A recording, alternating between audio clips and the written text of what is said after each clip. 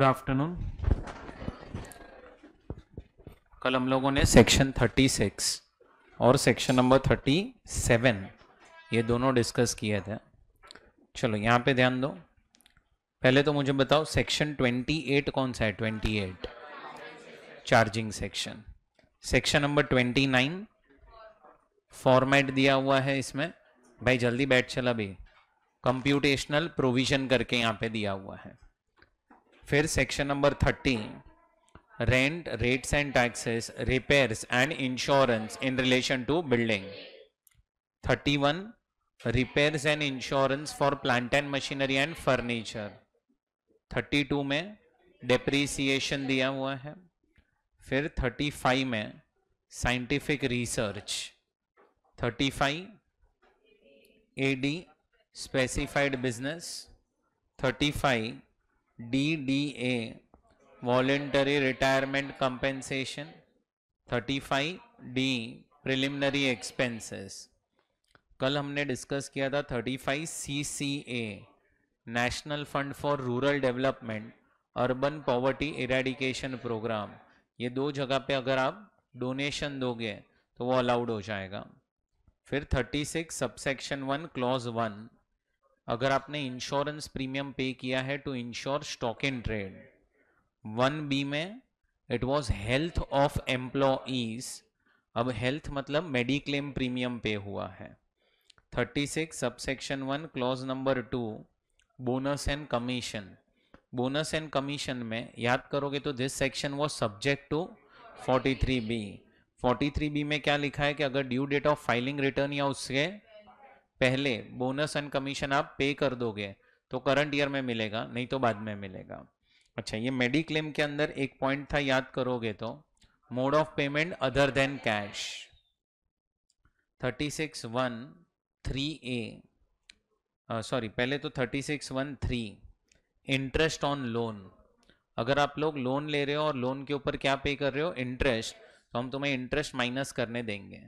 अब इंटरेस्ट का जो कॉन्सेप्ट था, आप लोन किसी से भी लो चलेगा, आप फ्रेंड, रिलेटिव, बैंक किसी से भी लोन लो, बट अगर आप लोगों ने लोन स्पेसिफाइड पर्सन से ली है, स्पेसिफाइड पर्सन में number 1 banks, public financial institution, state financial corporation, state industrial investment corporation and NBFC, इन सब से अगर लोन ली है तो फिर आपको इंटरेस्ट हम माइनस करने देंगे, बट आपको मिलेगा एज पर 43B। अगर आपने लोन किसी अदर पर्सन से लिए तो भी इंटरेस्ट माइनस करने मिलेगा, but as per the system of accounting followed by असेसिंग। Section 36 subsection 1 clause 3A zero coupon bonds. ये बॉन्ड्स इशू किए जाते हैं एट डिस्काउंट और रिडीम होते हैं एट पार और प्रीमियम। तो कंपनी को यही जो बॉन्ड्स है वो क्या करने मिलेगा? जो डिस्काउंट है वो राइट ऑफ करने मिलेगा over life of bond. Bond की जितनी भी लाइफ होगी उसमें राइट ऑफ करना है। Section 36 subsection 1 clause 4 employer's contribution to RPF and superannuation fund, ये भी it is subject to 43B। Section 36 subsection 1 clause 4A employer's contribution to national pension scheme. इसमें आप पहले लिमिट के साथ कंपेयर करो। लिमिट याद करोगे तो था 14% of basic salary plus dearness allowance in term, and फिर आप लोग 43B सेक्शन जो है वो अप्लाई करो। 40A(7) करके था प्रोविजन फॉर ग्रेचुइटी, जो है वो अलाउड नहीं है, लेकिन यस अगर एम्प्लॉय रिटायर हो रहा है and gratuity is payable and आपने प्रोविजन बनाया है देन इट इज अलाउड।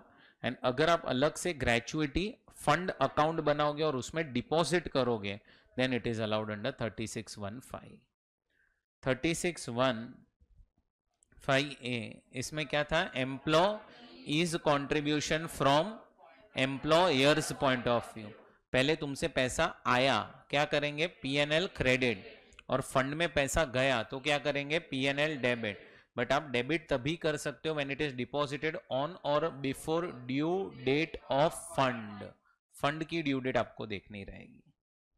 36(1)(7) क्या था इसमें? Bad debts. RDD जो है वो अलाउड नहीं है। क्यों नहीं अलाउड है RDD? वो एस्टिमेटेड लॉस है, लेकिन बैड डेब्ट्स आपका एक्चुअल लॉस है, तो वो अलाउड है। बट उसके लिए कंडीशन थी, याद करोगे तो, कि date must be taken into account और taken into consideration while calculating income of assessee. मतलब अगर आपने कोई चीज को इनकम बनाया है तो ही कहने से उसको एज अ बैड डेब्ट तुम पीएनएल में डेबिट कर पाओगे।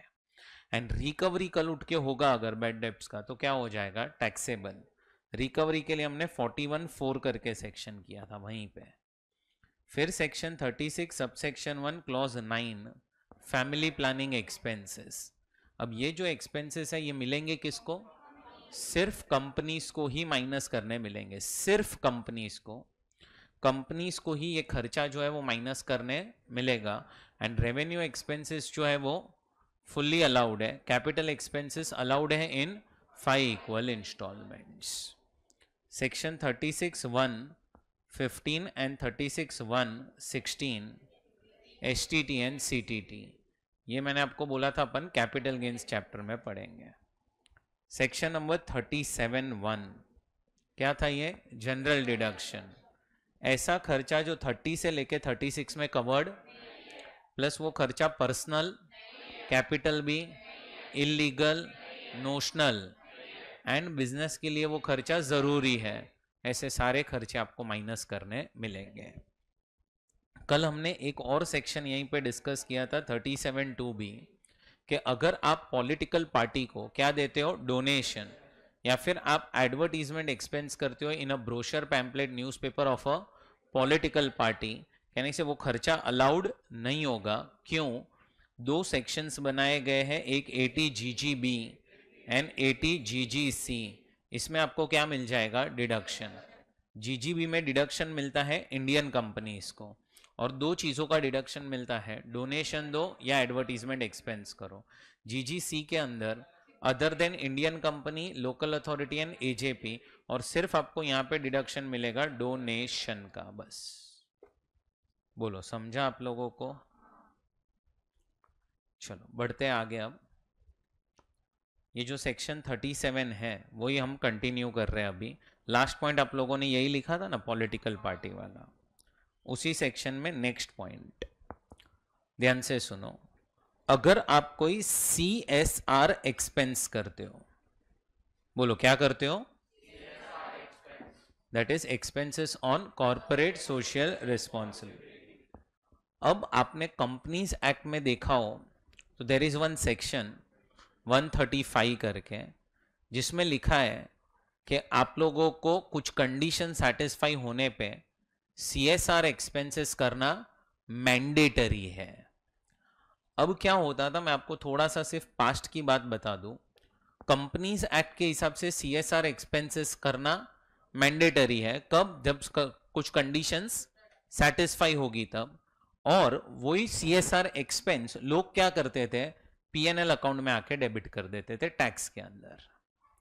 तो अब एक रूल बनाया गया क्या, कि कोई भी टाइप का CSR एक्सपेंस आप करोगे तो it is not allowed as a deduction. कोई भी टाइप का CSR खर्चा आप करोगे ना, अब PNL में आप डेबिट नहीं कर सकते हो वो खर्चा, हम आपको वो खर्चा माइनस करने नहीं देंगे। सो अब से याद रखना, CSR expenses are not allowed. लेकिन जब ये रूल आया तब और एक पॉइंट यहां पे डाला गया क्या, कि any CSR expense covered by section 30 to 36, क्या, any CSR expense which is covered by section 30 to 36 is allowed as deduction. थोड़ा सा दिमाग चलाओ, अपन ने कल के ही लेक्चर में डिस्कस किया था national fund for rural development. अगर आपने वहां पे क्या दिया, डोनेशन, कहने से वो अलाउड है। अर्बन पॉवर्टी इरेडिकेशन प्रोग्राम, अब समझो आपने वहीं पे डोनेशन दिया है और वही आपका CSR एक्टिविटी भी है, तो क्या आपको माइनस करने मिलेगा, तो आंसर इज यस। अगर कोई खर्चा 30 से लेके 36 में स्पेसिफिकली दिया है, फिर वो भले ही आपका CSR एक्सपेंस होगा तो भी मिलेगा, बट 30 से लेके 36 में अगर कोई चीज स्पेसिफिकली कवर्ड नहीं है तो फिर वो CSR खर्चे आपको माइनस करने नहीं मिलेंगे। सो आप अगर CSR एक्सपेंसेस करते हो, क्या करते हो बोलो? हम आपको CSR एक्सपेंसेस जो है वो माइनस करने नहीं देंगे. So CSR expenses are not allowed. Next point ध्यान से सुनना. अब अपना थोड़ा सा डिस्कशन करते हैं ऑन टैक्सेस. देखो पहले VAT, CST, excise duty, service tax, ये सब लगता था, कस्टम ड्यूटी. अब इतने टैक्सेस को चेंज कर दिया है, GST बन चुका है. ये सारे आपके कौन से टैक्सेस है? ये सारे के सारे इनडायरेक्ट टैक्सेस. डायरेक्ट टैक्स में there is only one tax and that is income tax. Income tax जो है ये कौन सा टैक्स है आपका? Direct tax. अब तुम समझो ये जो इनडायरेक्ट टैक्सेस हैं, ये सारे के सारे टैक्सेस आपको लगते हैं गुड्स के ऊपर या फिर सर्विसेज के ऊपर. आज वैट है, CST, excise, service tax, custom, ये सब किसके ऊपर टैक्सेस हैं? गुड्स या फिर सर्विसेज. आप गुड्स बेचोगे तो GST आएगा, सर्विसेज प्रोवाइड करोगे तो GST आएगा. तो तुम्हें समझ में आ रहा है ये सारे के सारे टैक्सेस गुड्स या सर्विसेज के रिलेशन में है. और इसीलिए इनडायरेक्ट टैक्स जो है ना, indirect tax is allowed as a deduction. मतलब क्या? आप P&L अकाउंट में इनडायरेक्ट टैक्स को क्या कर सकते हो? डेबिट कर सकते हो.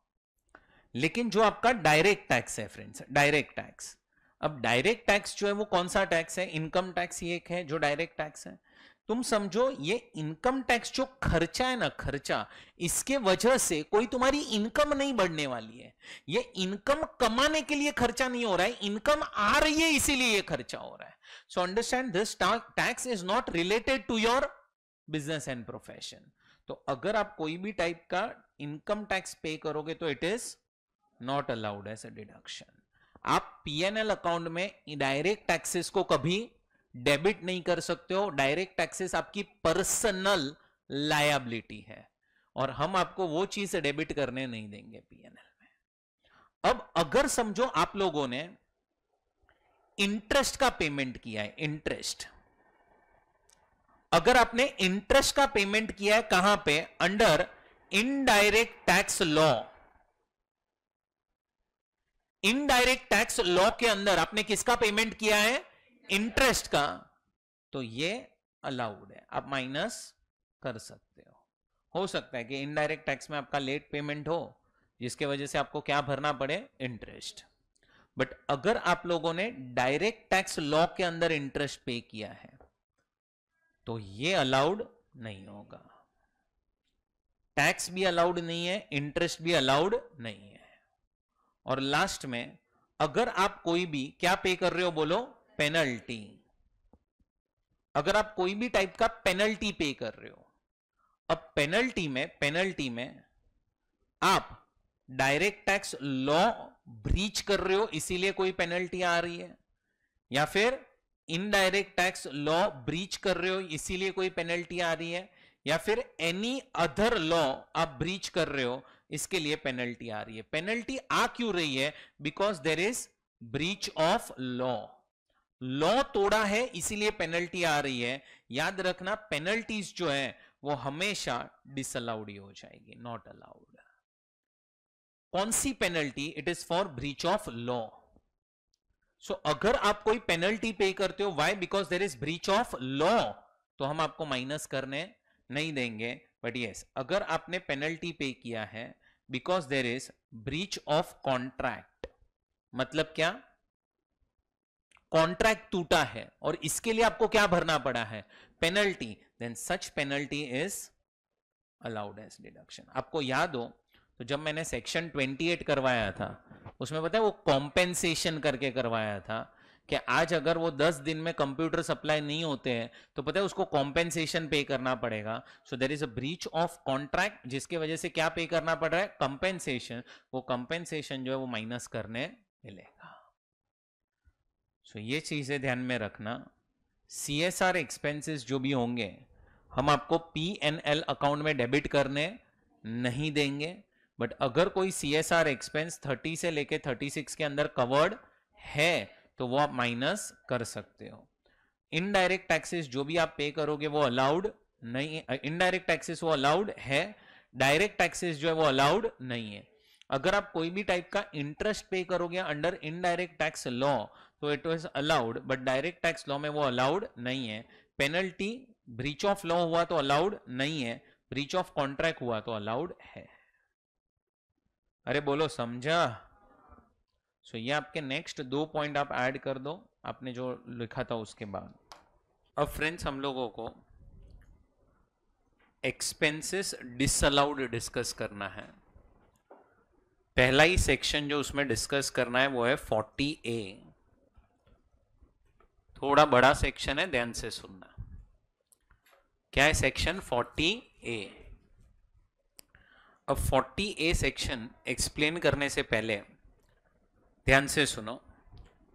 समझो एक पर्सन है ABC लिमिटेड।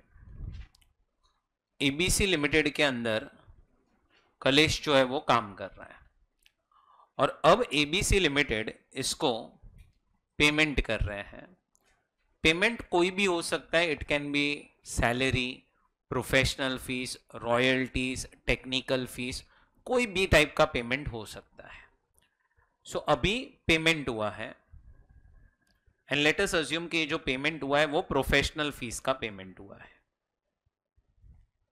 अब तुम समझो ये प्रोफेशनल फीस जो है ABC लिमिटेड के पॉइंट ऑफ व्यू से क्या है, तो वो एक्सपेंस है। एंड अगर तुम यही प्रोफेशनल फीस मिस्टर के पॉइंट ऑफ व्यू से देखोगे तो वो इनकम है। अपन अभी जो स्टार्ट कर रहे हैं कॉन्सेप्ट वो है एक्सपेंसेस डिसअलाउड, मतलब ऐसे खर्चे जो आपको माइनस करने नहीं मिलेंगे। अब ABC लिमिटेड के लिए ये एक्सपेंस है और मिस्टर के लिए ये इनकम है। सेक्शन 40A जो मैं आपको पढ़ाऊंगा ये अपन पढ़ेंगे ABC लिमिटेड के पॉइंट ऑफ व्यू से।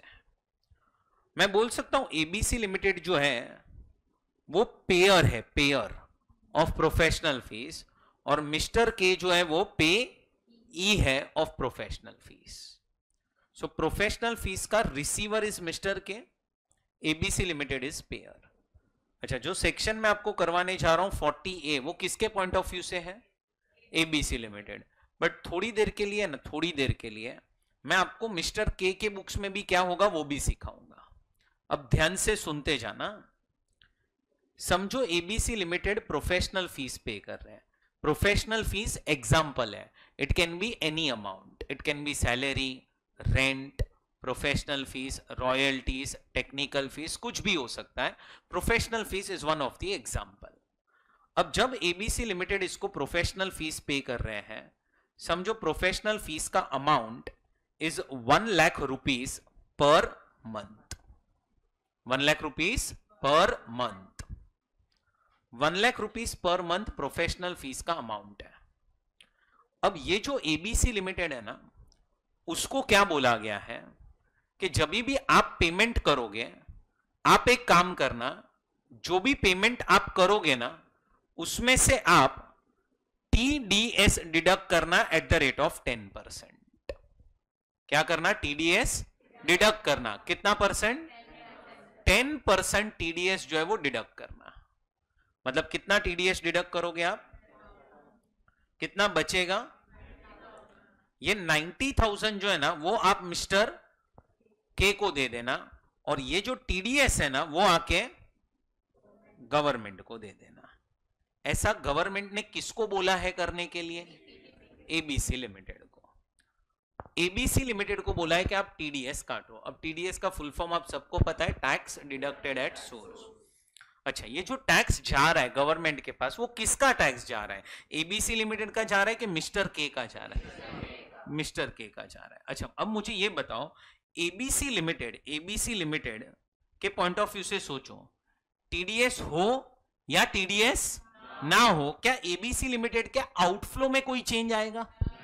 कहने से उसका आउटफ्लो 1 लाख है, अब TDS होगा तो भी 1 लाख ही होगा, TDS नहीं होगा तो भी 1 लाख ही होगा।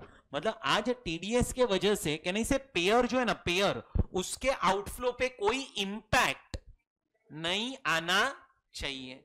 उसको तो कोई फर्क ही नहीं पड़ेगा, उसका तो कोई आउटफ्लो में चेंज हो ही नहीं रहा है। पहले उसको 1 लाख रुपया मिस्टर के को देना था, आफ्टर टीडीएस कहने से उसको 90,000 मिस्टर के को देना है और 10,000 रुपया गवर्नमेंट को देना है। सो उसका आउटफ्लो पहले भी 1 लाख था, अभी भी 1 लाख ही है। मिस्टर के को नेट अमाउंट कितना मिल रहा है? नेट 90,000। नेट अमाउंट कितना मिल रहा है? 90,000।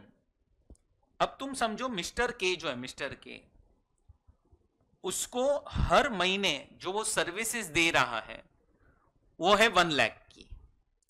तो ये 12 महीने अगर ये ऑर्गेनाइजेशन में काम करेगा तो इसकी टोटल प्रोफेशनल फीस कितनी हो जाएगी? टोटल प्रोफेशनल फीस कहना इसे 12 लाख हो जाएगी। 12 लाख। आज अगर मिस्टर के की तुम इनकम मुझे बोलोगे तो इनकम उसकी 90,000 इंटू 12 नहीं है, कहने से उसकी इनकम है 1 लाख इंटू 12। तो उसको टैक्स तो कहने से 1 लाख पे लगना चाहिए। किसको? मिस्टर के को। बढ़िया, 1 मिनट समझो, ये तो प्रोफेशनल फीस है। ये प्रोफेशनल फीस कमाने के लिए कहने से इसके कुछ ना कुछ एक्सपेंसेस हुए होंगे। आप क्या करो, एक्सपेंसेस पहले माइनस करो, आपको क्या मिल जाएगा? उसकी प्रोफेशनल इनकम मिल जाएगी। फिर इसमें आप अगर उसकी कोई अदर इनकम है तो वो ऐड करो, क्या मिल जाएगा आपको? Gross total income. Gross total income में से माइनस करो क्या? डिडक्शंस। कौन से? एटीसी से लेके एटीयू तक। क्या मिल जाएगा आपको? Net total income. और ये नेट टोटल इनकम पे क्या कैलकुलेट करो? Total tax. पहली चीज तो ये नोट करो कि मिस्टर के जो है ना, मिस्टर के उसको भले ही मिल रहा है 90,000 हर महीने, बट उसकी इनकम 90,000 इंटू 12 नहीं है। उसकी इनकम कितनी है? 1 लाख इंटू 12। 2 मिनट के लिए सोचो ना, अगर टीडीएस प्रोविजंस नहीं होते तो ये क्या करता? कि नहीं से 1 लाख इंटू 12 ही तो लिखता अपने बुक में। तो आज जो टीडीएस किसके पास गया है? गवर्नमेंट के पास। तुम्हें समझ में आ रहा हो तो वो और कुछ नहीं है, it is a tax which is paid in advance. TDS is similar to your advance tax. ये आपने टैक्स पहले भर दिया है गवर्नमेंट को, अब टोटल टैक्स आया। अब समझो कि आपका टोटल टैक्स केस 1,40,000 आ रहा है। बोलो कितना आ रहा है? अब मिस्टर के क्या बोलेगा पता है गवर्नमेंट को? कि गवर्नमेंट देखो मुझे पे करना है 1,40,000, आपके पास ऑलरेडी मेरा 1,20,000 पड़ा है, तो अब मैं एक्स्ट्रा 20,000 ही पे करूंगा। मतलब तुम्हें समझ में आ रहा है? ये टीडीएस जो आपका गवर्नमेंट के पास जा रहा है वो माइनस कहां से होगा? वो माइनस होगा from your total tax liability. बोलो कहां से माइनस होगा? From your total tax liability. Total tax liability से वो माइनस होगा। सुन रहे सब लोग? सर ऐसा भी तो हो सकता है कि हमारा टोटल टैक्स सिर्फ 80,000 आया। अगर हमारा टोटल टैक्स सिर्फ, और इसमें से आप 1,20,000 माइनस करो तो क्या हो जाएगा? 40,000 रुपया कहने से आपने टैक्स एक्स्ट्रा भर दिया है। तो अब तुम इसका क्या मांग लो? रिफंड। इसको हम बोलेंगे इनकम टैक्स रिफंड। अब मेरा क्वेश्चन क्या आ रहा है, ध्यान से सुनना।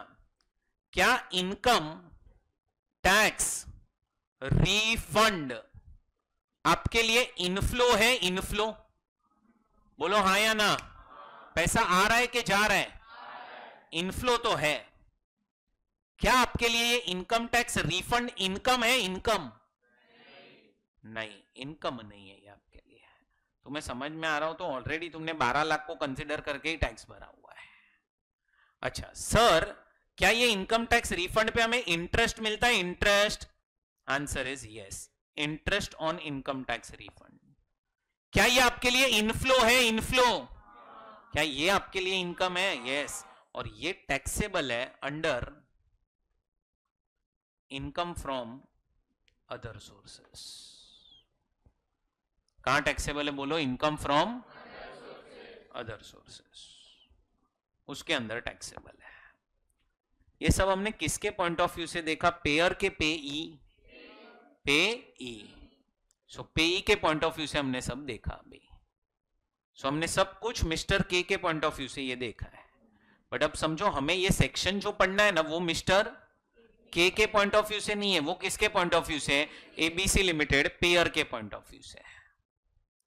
अब ध्यान से सुनना क्या है प्रोविजन। पहले तुम्हें इतना समझ में आया ये वाला पार्ट? हाँ, टीडीएस मिस्टर के लिए it's not an expense, mister के लिए टीडीएस इज एन असेट। आप समझो कि वो आपके लिए टैक्स है विच इज पेड इन एडवांस, वो एक टाइप का एडवांस टैक्स है। चलो अब थोड़ा सा ध्यान से सुनना, ये जो पेयर है, पेयर, ये पेयर का पहला ड्यूटी क्या है in relation to TDS? First duty in relation to TDS is to deduct TDS. पहले पेयर को क्या करना पड़ेगा? टीडीएस जो है वो डिडक्ट करना पड़ेगा। और सेकंड ड्यूटी क्या है पेयर का? Deposit TDS. एबीसी लिमिटेड, पहले आप टीडीएस डिडक्ट करो और फिर आप टीडीएस क्या करो? डिपॉजिट। ये किसका काम है? पेयर का, पेयर का काम है। अभी मैं स्टार्ट कर रहा हूं सेक्शन 40A एक्सप्लेन करना, ध्यान से सुनते जाना। अब क्वेश्चन क्या आ रहा है? when payer is liable to deduct TDS. When he is liable to deduct TDS, when, and when payer is liable to deposit TDS. Question आ रहा है उसको कब टीडीएस काटना पड़ेगा और उसको कब टीडीएस गवर्नमेंट को डिपॉजिट करना पड़ेगा। ध्यान से सुनो, when payer is liable to deduct TDS and when payer is liable to deposit TDS। सुनो, अभी हम सब आ चुके किसके बुक्स में? एबीसी लिमिटेड के। मैं क्या बोल रहा हूं, ये एबीसी लिमिटेड मिस्टर के को क्या पे कर रहे हैं जरा बताओ। तो पहले तो तुम समझो, डिडक्ट करना ना, डिडक्ट करना, टीडीएस डिडक्ट करना, deduct, it's a book entry. ये एक टाइप का बुक एंट्री है और कुछ नहीं है। तुम्हें बुक्स में सिर्फ बताना है कि हमने टीडीएस काट लिया है। कैसे? ध्यान से सुनो। आज एबीसी लिमिटेड जब मिस्टर के को प्रोफेशनल फीस पे करने वाले होंगे तो पहले प्रोफेशनल फीस कहना इसे ड्यू हुई रहेगी। तो ड्यू के वक्त क्या एंट्री पास हुई रहेगी? Professional fees account debit to mister के अकाउंट। अब इसका मतलब क्या हुआ कि आपकी प्रोफेशनल फीस ड्यू हो चुकी है। ड्यू मतलब पेबल हो चुकी है। और ये एंट्री जो मैंने पास की तो तुम्हें समझ में आ रहा है, this entry means you are creating a liability in your books. क्या क्रिएट कर रहे हो आप लोग? लायबिलिटी क्रिएट कर रहे हो। कौन है लायबिलिटी यहां पे? मिस्टर के। और जब आप किसी को भी लायबिलिटी बनाते हो तो इसका मतलब तुम्हें समझ में आ रहा है, तुम उसको क्रेडिट करते हो अपने बुक्स में। क्या करते हो तुम? उसको क्रेडिट। एंड सेकेंड एंट्री क्या पास होगी? तो मिस्टर के account debit to bank account, ये नेक्स्ट एंट्री पास होगी। सो पहली एंट्री क्या पास होगी? Professional fees account to mister के account and second entry mister के account debit to bank account. अच्छा, ये वाली जो एंट्री पास की मैंने, फर्स्ट एंट्री, फर्स्ट, इसको हम क्या बोलेंगे? तो इसको हम बोलेंगे क्रेडिट का एंट्री है ये, क्रेडिट। क्रेडिट का एंट्री मतलब it is creation of liability. आप सामने वाले पार्टी को क्या कर रहे हो? क्रेडिट कर रहे हो। ये जो पे ई है उसको आप क्या कर रहे हो? पे ई को क्रेडिट कर रहे हो। तो इसीलिए हम उस एंट्री को बोलते हैं क्रेडिट का एंट्री। क्या बोलते हैं? बोलो, क्रेडिट का एंट्री। क्रेडिट का एंट्री का मतलब क्या है? Creation of liability. और ये जो एंट्री है उसको हम क्या बोलेंगे? पेमेंट का एंट्री। ये कौन सा एंट्री है? पेमेंट का एंट्री। फर्स्ट एंट्री कौन सा है? क्रेडिट का एंट्री। क्यों बोलते हैं? क्योंकि हमने लायबिलिटी क्रिएट की है, सामने वाले पर्सन को हमने अपने बुक्स में क्रेडिट किया है। और दूसरा एंट्री जो पास कर रहे हैं वो कौन सा एंट्री है? पेमेंट।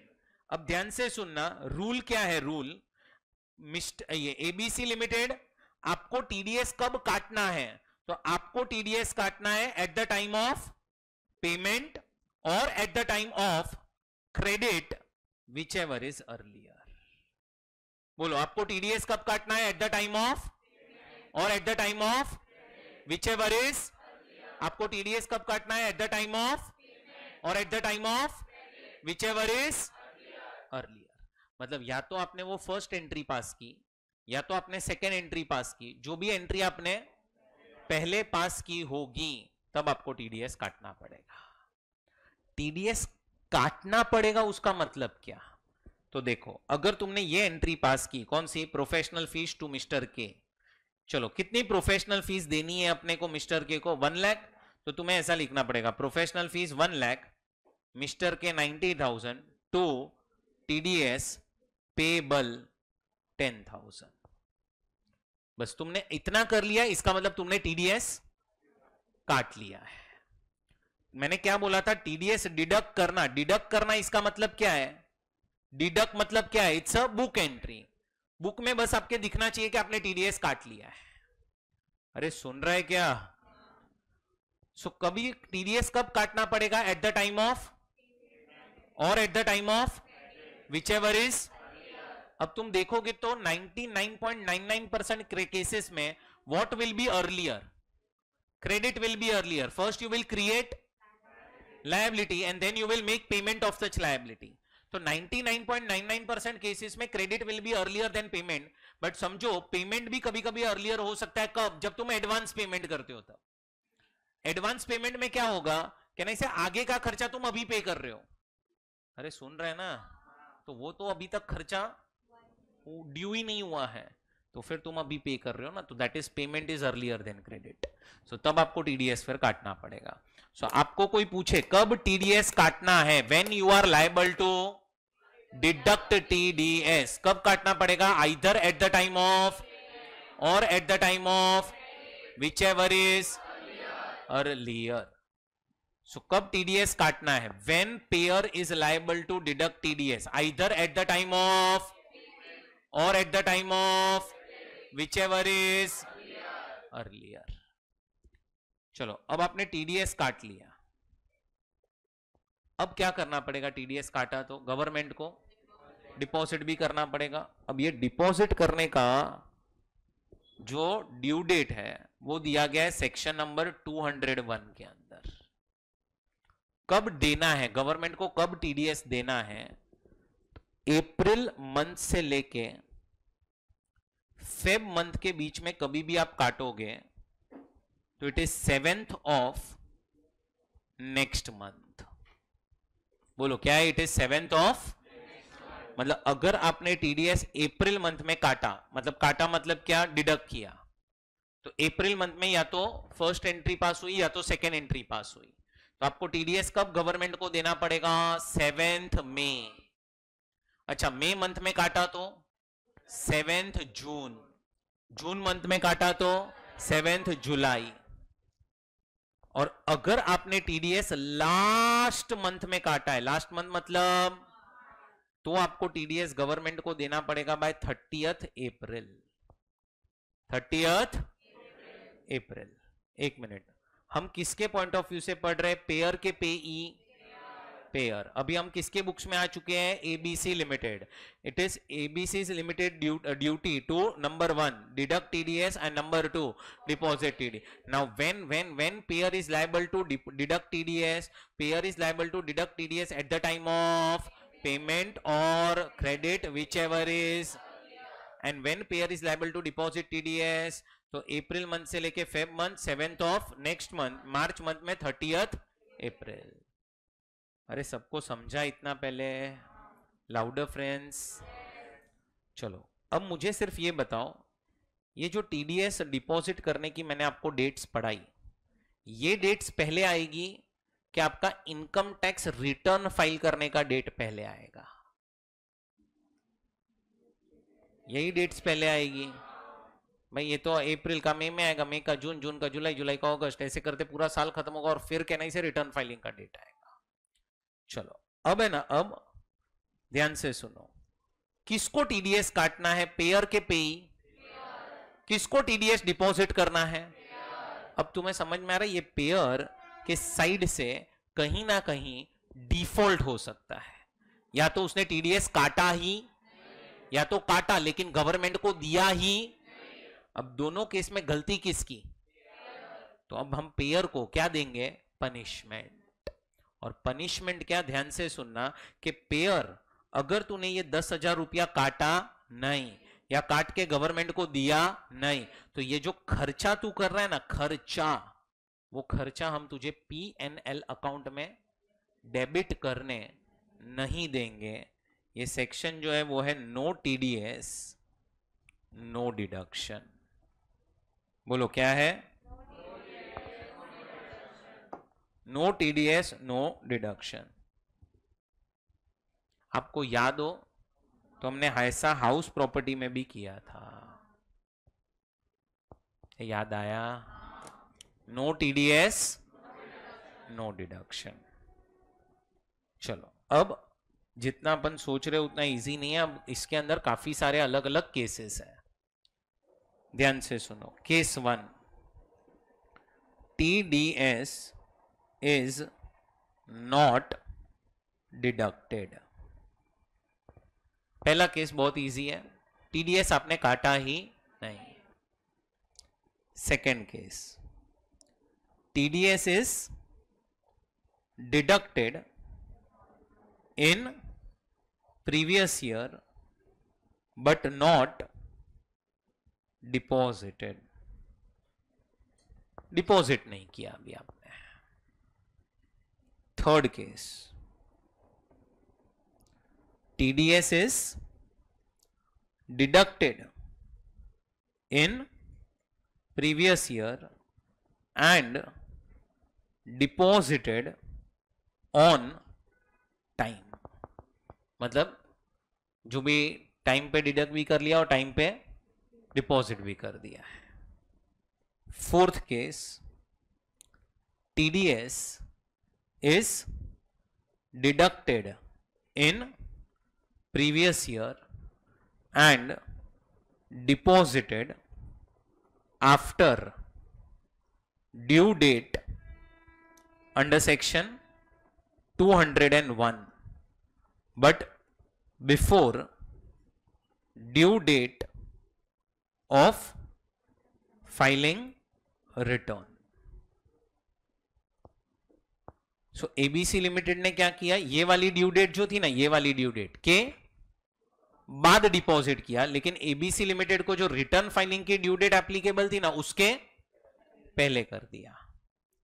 और एक केस आएगा, fifth case, TDS is deducted in previous year and deposited after due date of filing return।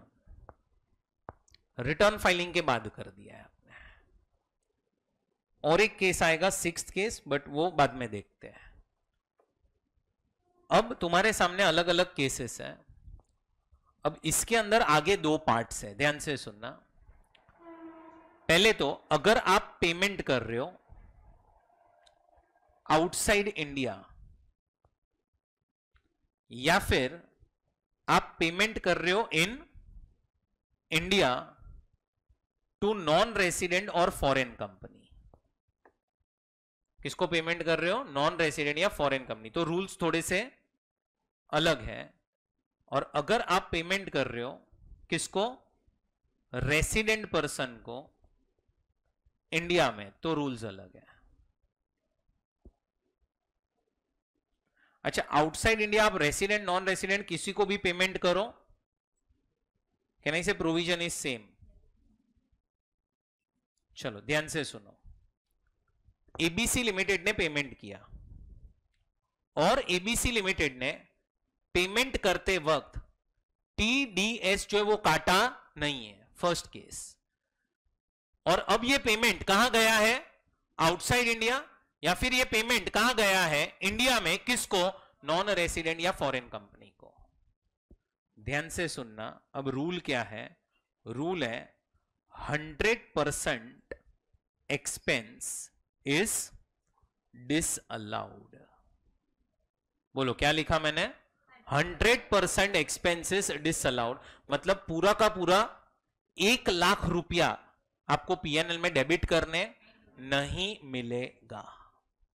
But अगर समझो आप पेमेंट कर रहे हो कहां पे? इंडिया में. किसको?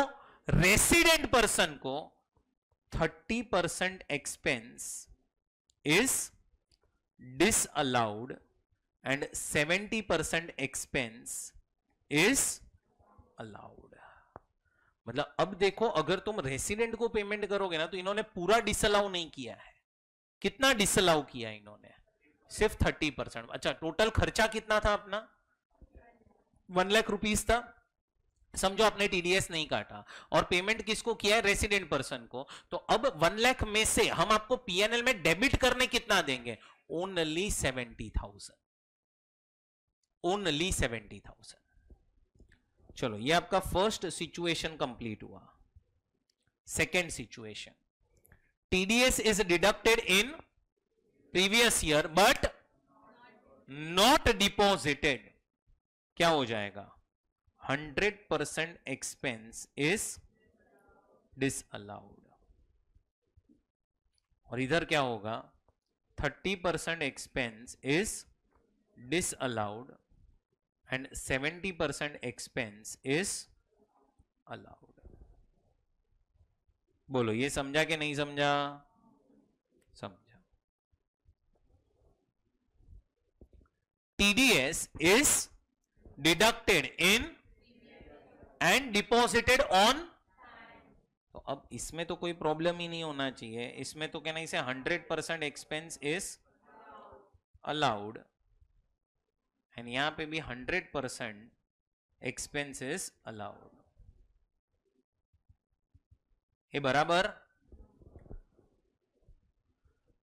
TDS is deducted in previous year and deposited after due date under section 201 but before due date of filing returns. मतलब हमने ये वाली ड्यू डेट्स जो है वो फॉलो किए कि नहीं किए? मतलब ये सारी ड्यू डेट्स के बाद टीडीएस डिपॉजिट किया है लेकिन रिटर्न फाइलिंग के पहले कर दिया है. अगर आपने रिटर्न फाइलिंग के पहले भी कर दिया होगा ना, 100% एक्सपेंस इज अलाउड एंड यहां पे भी 100% एक्सपेंस इज अलाउड. अब तुम्हारे दिमाग में आना चाहिए एक डाउट कि सर फिर ये वाली ड्यू डेट्स का मतलब क्या हुआ? सुनो, अगर तुम ये वाली ड्यू डेट्स फॉलो नहीं करोगे, इसके बाद डिपॉजिट करोगे, खर्चा हम तुम्हें माइनस करने देंगे लेकिन लेकिन लेकिन तुम्हें इंटरेस्ट भी लगेगा और पेनल्टी भी लगेगा. क्या क्या लगेगा? Interest and penalty. कौन सी चीज का इंटरेस्ट? क्योंकि तुमने टीडीएस लेट डिपॉजिट किया है, इसके लिए हम तुम्हें क्या लगाएंगे? Interest plus penalty. आपको इंटरेस्ट भी लगेगा, आपको पेनल्टी भी लगेगा. And if TDS is deducted in previous year and deposited after due date of filing returns, तो क्या हो जाएगा? ध्यान से सुनो. 100% expense is disallowed in current year and 100% expense is allowed in the year of deposit. मतलब क्या, हम तुम्हें इस साल खर्चा माइनस करने नहीं देंगे, तो कब देंगे? जब तुम टीडीएस डिपॉजिट करोगे तब. एंड अब यहां पे क्या होगा, 30% expense is disallowed in current year and 70% expense is allowed in current year and 30% expense which was disallowed is allowed in the year of deposit. अरे बोलो, समझा गया? पक्का? तो अब तुम्हारे सामने मैं डिफरेंट सिचुएशंस बनाता हूं. आप मुझे बताना कि कौन से ईयर में टीडीएस कितना मिलना चाहिए. सॉरी कौन से ईयर में कितना एक्सपेंस माइनस करने मिलना चाहिए। देखो इधर हो, date on which payer is liable to deduct TDS. कौन से दिन पे पेयर को टीडीएस डिडक्ट करना पड़ेगा। कौन से दिन पे डिडक्ट करना पड़ता है अभी सिखाया मैंने, पेमेंट के वक्त या फिर क्रेडिट के वक्त, whichever is, so it will be either at the time of payment or credit, whichever is earlier. Yes or no. Actual date of deduction, बोलो क्या है बाद में, actual date of deduction. Next, date on which payer is liable to deposit TDS।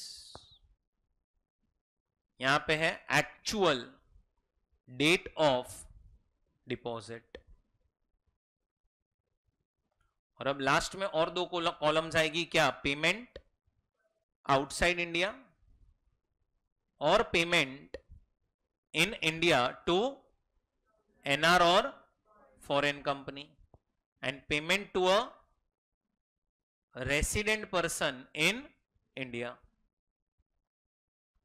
तुम्हें चीजें clear हो रही है पहले?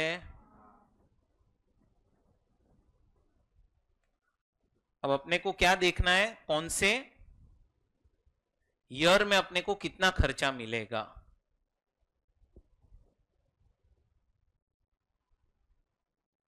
चलो ध्यान देना। आपका प्रीवियस ईयर कौन सा है वो बता दो पहले। 24-25। चलो ध्यान देना। 25 अप्रैल 2024 एबीसी लिमिटेड ने इस दिन पे मिस्टर के को या तो पेमेंट किया या तो क्रेडिट किया है। समझो कौन सा मंथ चल रहा है, ये मंथ कौन सा है, अप्रैल, मतलब अपना ईयर का फर्स्ट ही मंथ है। इस दिन पे एबीसी लिमिटेड ने क्या किया, पेमेंट किया इसको या फिर क्रेडिट किया। अच्छा, इस दिन अगर पेमेंट या क्रेडिट हुआ है तो डिपॉजिट कब करना पड़ेगा टीडीएस, 7 मई 24।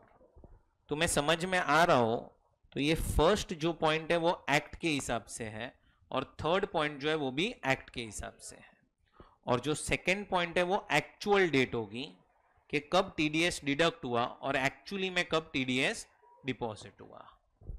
अब समझो फर्स्ट सिचुएशन जो है ना, फर्स्ट सिचुएशन समझो टीडीएस आपने काटा ही नहीं, काटा नहीं तो डिपॉजिट भी कहां से होगा। ये सिचुएशन 1 है।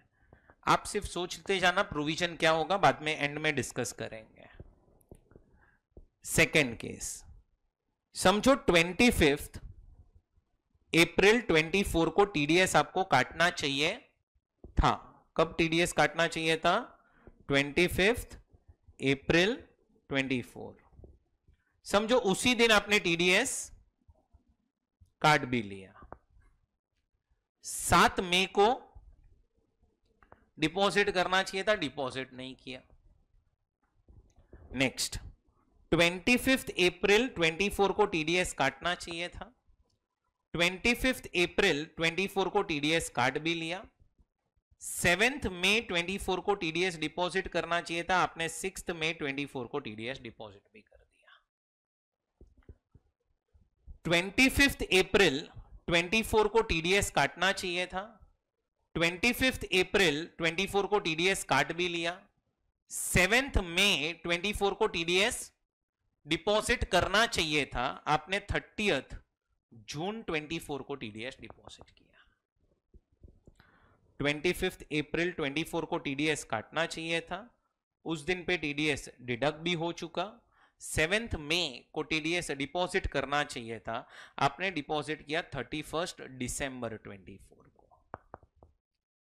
चलो अब पहले तो इतने केसेस में मुझे आंसर बताओ क्या होना चाहिए। सिचुएशन नंबर 1 क्या होना चाहिए? अगर पेमेंट आउटसाइड इंडिया जा रहा है तो क्या होना चाहिए? 100% एक्सपेंस इज डिसअलाउड। और यहां पे क्या होना चाहिए? 30% इज डिसअलाउड एंड अलाउड। चलो ठीक है, नेक्स्ट केस का आंसर दो। सेकेंड केस, 100% एक्सपेंस क्या होना चाहिए?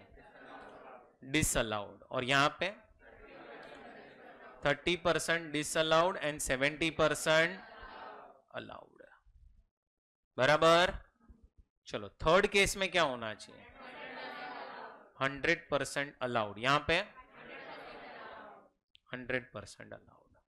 चलो नेक्स्ट में 100% अलाउड, 100% अलाउड। नेक्स्ट में क्या होना चाहिए?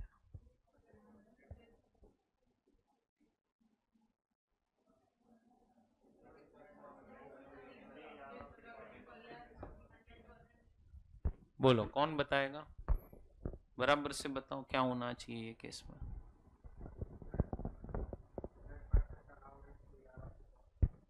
ईयर बताना कौन सा, मुझे ईयर के साथ बताओ क्या, कब डिसअलाउ होगा और कब अलाउ होगा।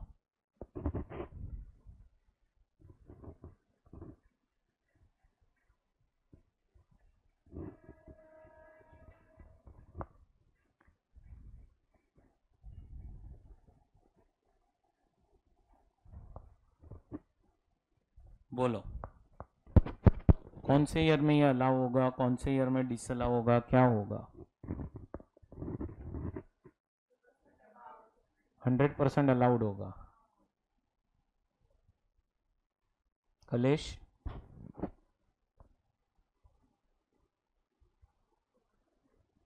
100% अलाउ होगा। कलेश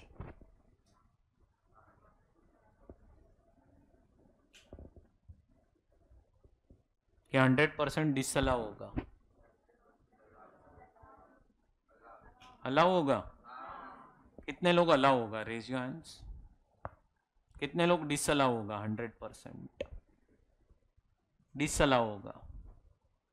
कलेश आपका आंसर। क्यों? क्यों पर? प्रोविजन क्या है?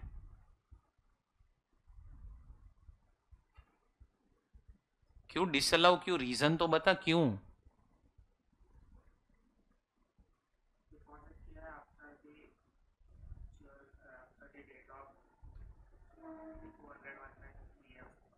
तो उसके बाद आप करोगे तो भी तो अलाउ है, इसमें भी तो वही किया है, तो फिर इसमें क्यों नहीं किया डिसअलाउ? तो फिर ऊपर वाले में, इसमें भी तो ड्यू डेट के बाद ही तो किया है डिपॉजिट। 7 को करना चाहिए था, 30 जून को किया, तो इधर क्यों अलाउ किया? क्या हो जाएगा? हाँ अच्छा, मुझे आप due date of return filing बताएंगे क्या होगी? हाँ 31 जुलाई 25 होगी। कोई भी जुलाई गया इसका मतलब ये नहीं कि रिटर्न फाइलिंग गया। आपका ईयर देखो पहले कौन सा है, इट इज 24 25। उसका रिटर्न फाइलिंग, अभी तुम वो छोड़ो, रिटर्न फाइलिंग तो छोड़ो, अभी तक ईयर भी खत्म नहीं हुआ है। प्रीवियस ईयर किधर खत्म हुआ है? दिसंबर में। तो ये क्या हो जाएगा? 100%, 100% अलाउड। चलो 25 अप्रैल 24 को टीडीएस काटना चाहिए था, 25 अप्रैल 24 को टीडीएस काटा भी। 7 मई 24 को टीडीएस डिपॉजिट करना चाहिए था, आपने टीडीएस डिपॉजिट किया 31 मार्च 25 को। बोलो क्या हो जाएगा? अगेन कैन आई से 100% इज अलाउड एंड 100% इज। चलो 25 अप्रैल 24 को टीडीएस काटना चाहिए था, उस दिन टीडीएस काटा भी।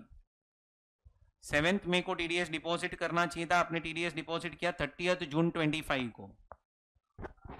वापस से मैं बोल सकता हूं 100% अलाउड एंड 100% अलाउड।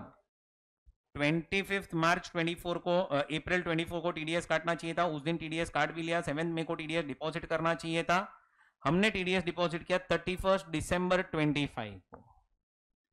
अब समझो 100% क्या हो जाएगा? इन प्रीवियस ईयर 24-25 एंड वही 100% अलाउ हो जाएगा इन प्रीवियस ईयर 25-26 और इधर 70% allowed and 30% disallowed in previous year 24-25 and 30% allow होगा इन प्रीवियस ईयर 25-26। बोलो ये समझा? लाउडर? कुछ भी कोई भी केस में डाउट हो तो आप मुझे पूछो। यहां पे क्लियर है यहां तक? तो अब मुझे आप लोगों को 6th केस एक्सप्लेन करना है जो यहां पे मैंने लिखाया नहीं था। 6th केस के आने के चांसेस बहुत ही कम है, ध्यान से समझो। आया नहीं है कभी भी एग्जाम में, क्या है पॉइंट बराबर से समझो। अब देखोगे तो सेकंड पॉइंट में लिखा है TDS is deducted in previous year. यहां पे भी लिखा है TDS is deducted in previous year. यहां पे भी लिखा है TDS is deducted in previous year and यहां पे भी लिखा है TDS is deducted in previous year. सब जगह पे आप देखो, ऊपर सब जगह पे यही लिखा है कि टीडीएस आपका डिडक्ट हो जाना चाहिए इन प्रीवियस ईयर ओनली। इसका मतलब अब सुनो, तुम्हारे सामने नेक्स्ट सिचुएशन में बना रहा हूं कि if TDS is deducted in next year and deposited up to due date of filing return or after due date of filing return, कुछ भी हो जाए फिर। अब पहले तो ये सिचुएशन आएगा कब? ऐसा सिचुएशन कब आ सकता है? जब TDS is deducted in next year. In next year ये कैसे पॉसिबल है सर? सुनो, एबीसी लिमिटेड है ना, एबीसी लिमिटेड, समझो मिस्टर के साथ पूरे साल में एक ट्रांजैक्शन करते थे। कितने? एक बार इसको प्रोफेशनल फीस का पेमेंट होता था 1 लाख रुपीस का, बस पर एनम। और ये ट्रांजैक्शन होता था हर साल के अप्रैल मंथ में।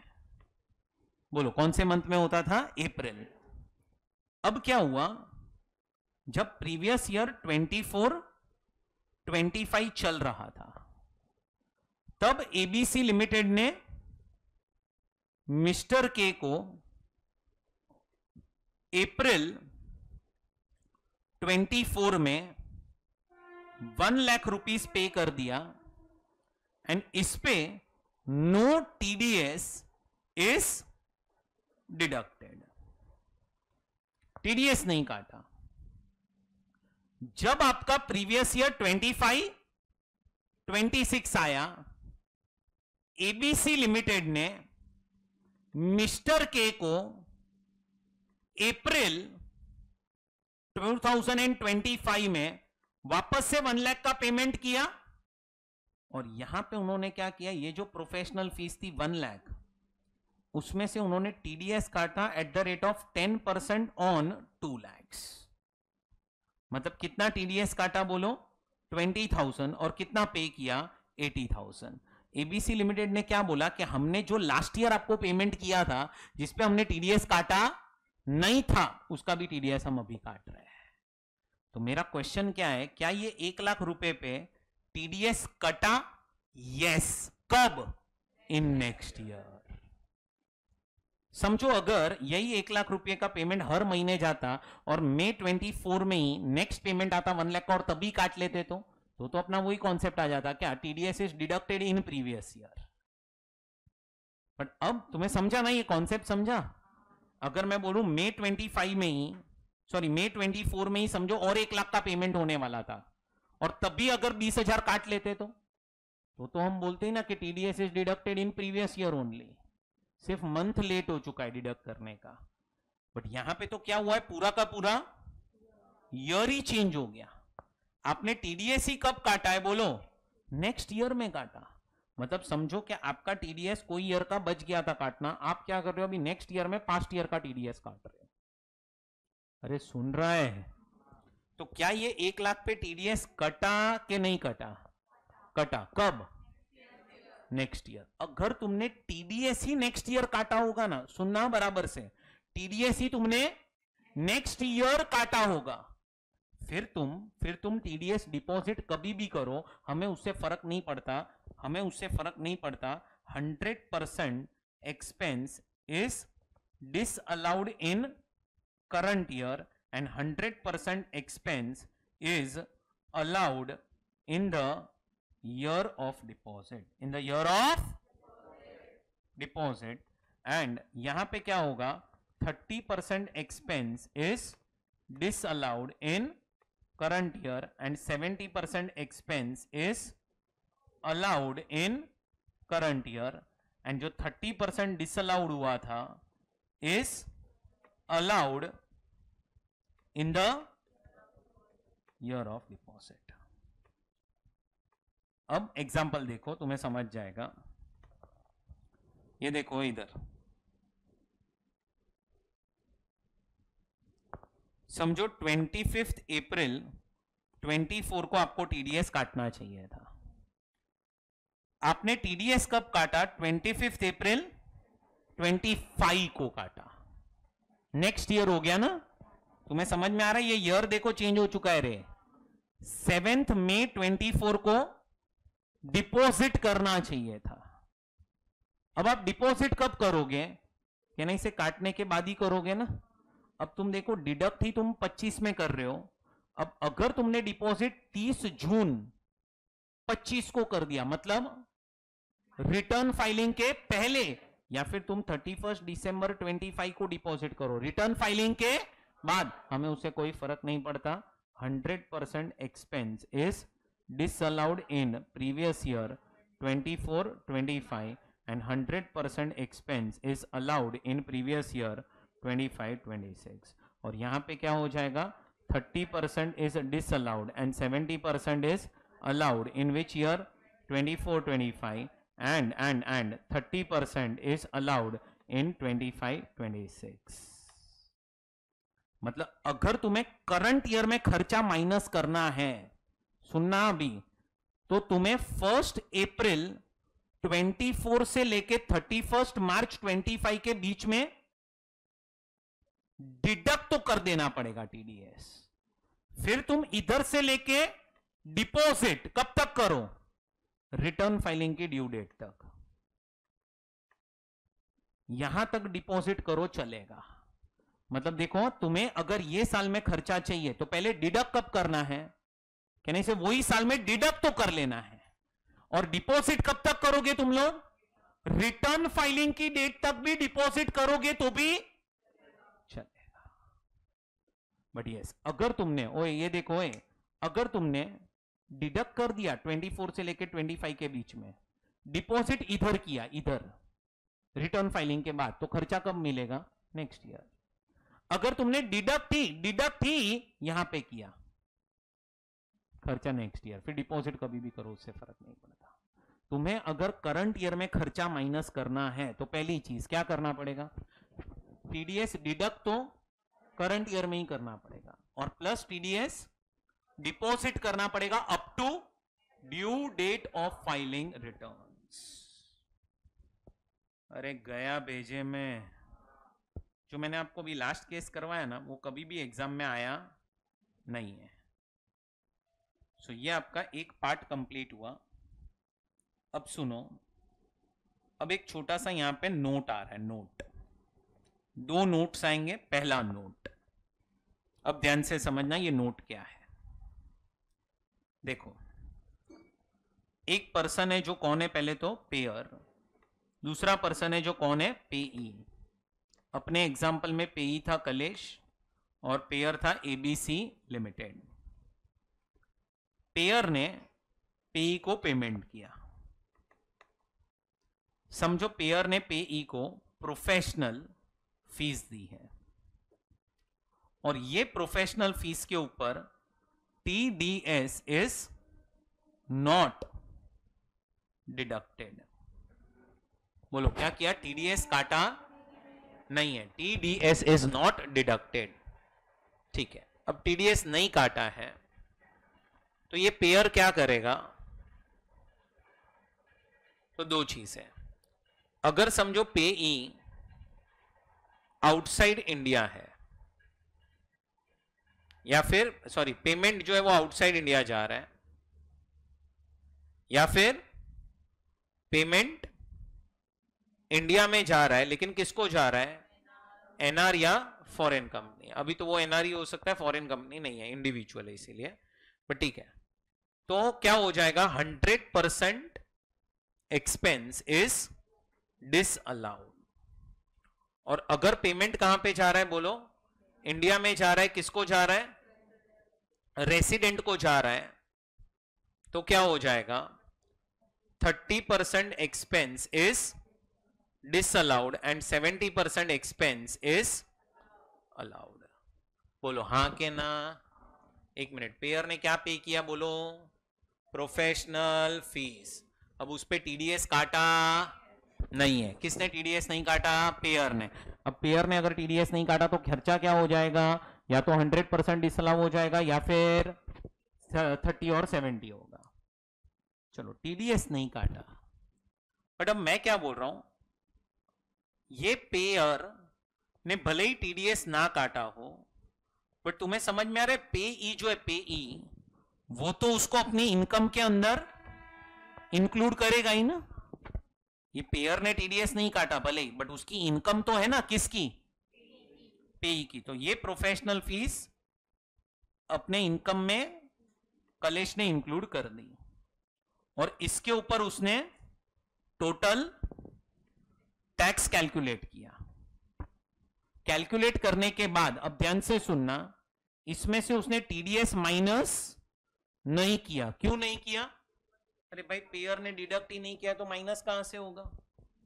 पेयर ने डिडक्ट ही नहीं किया तो माइनस कहां से होगा?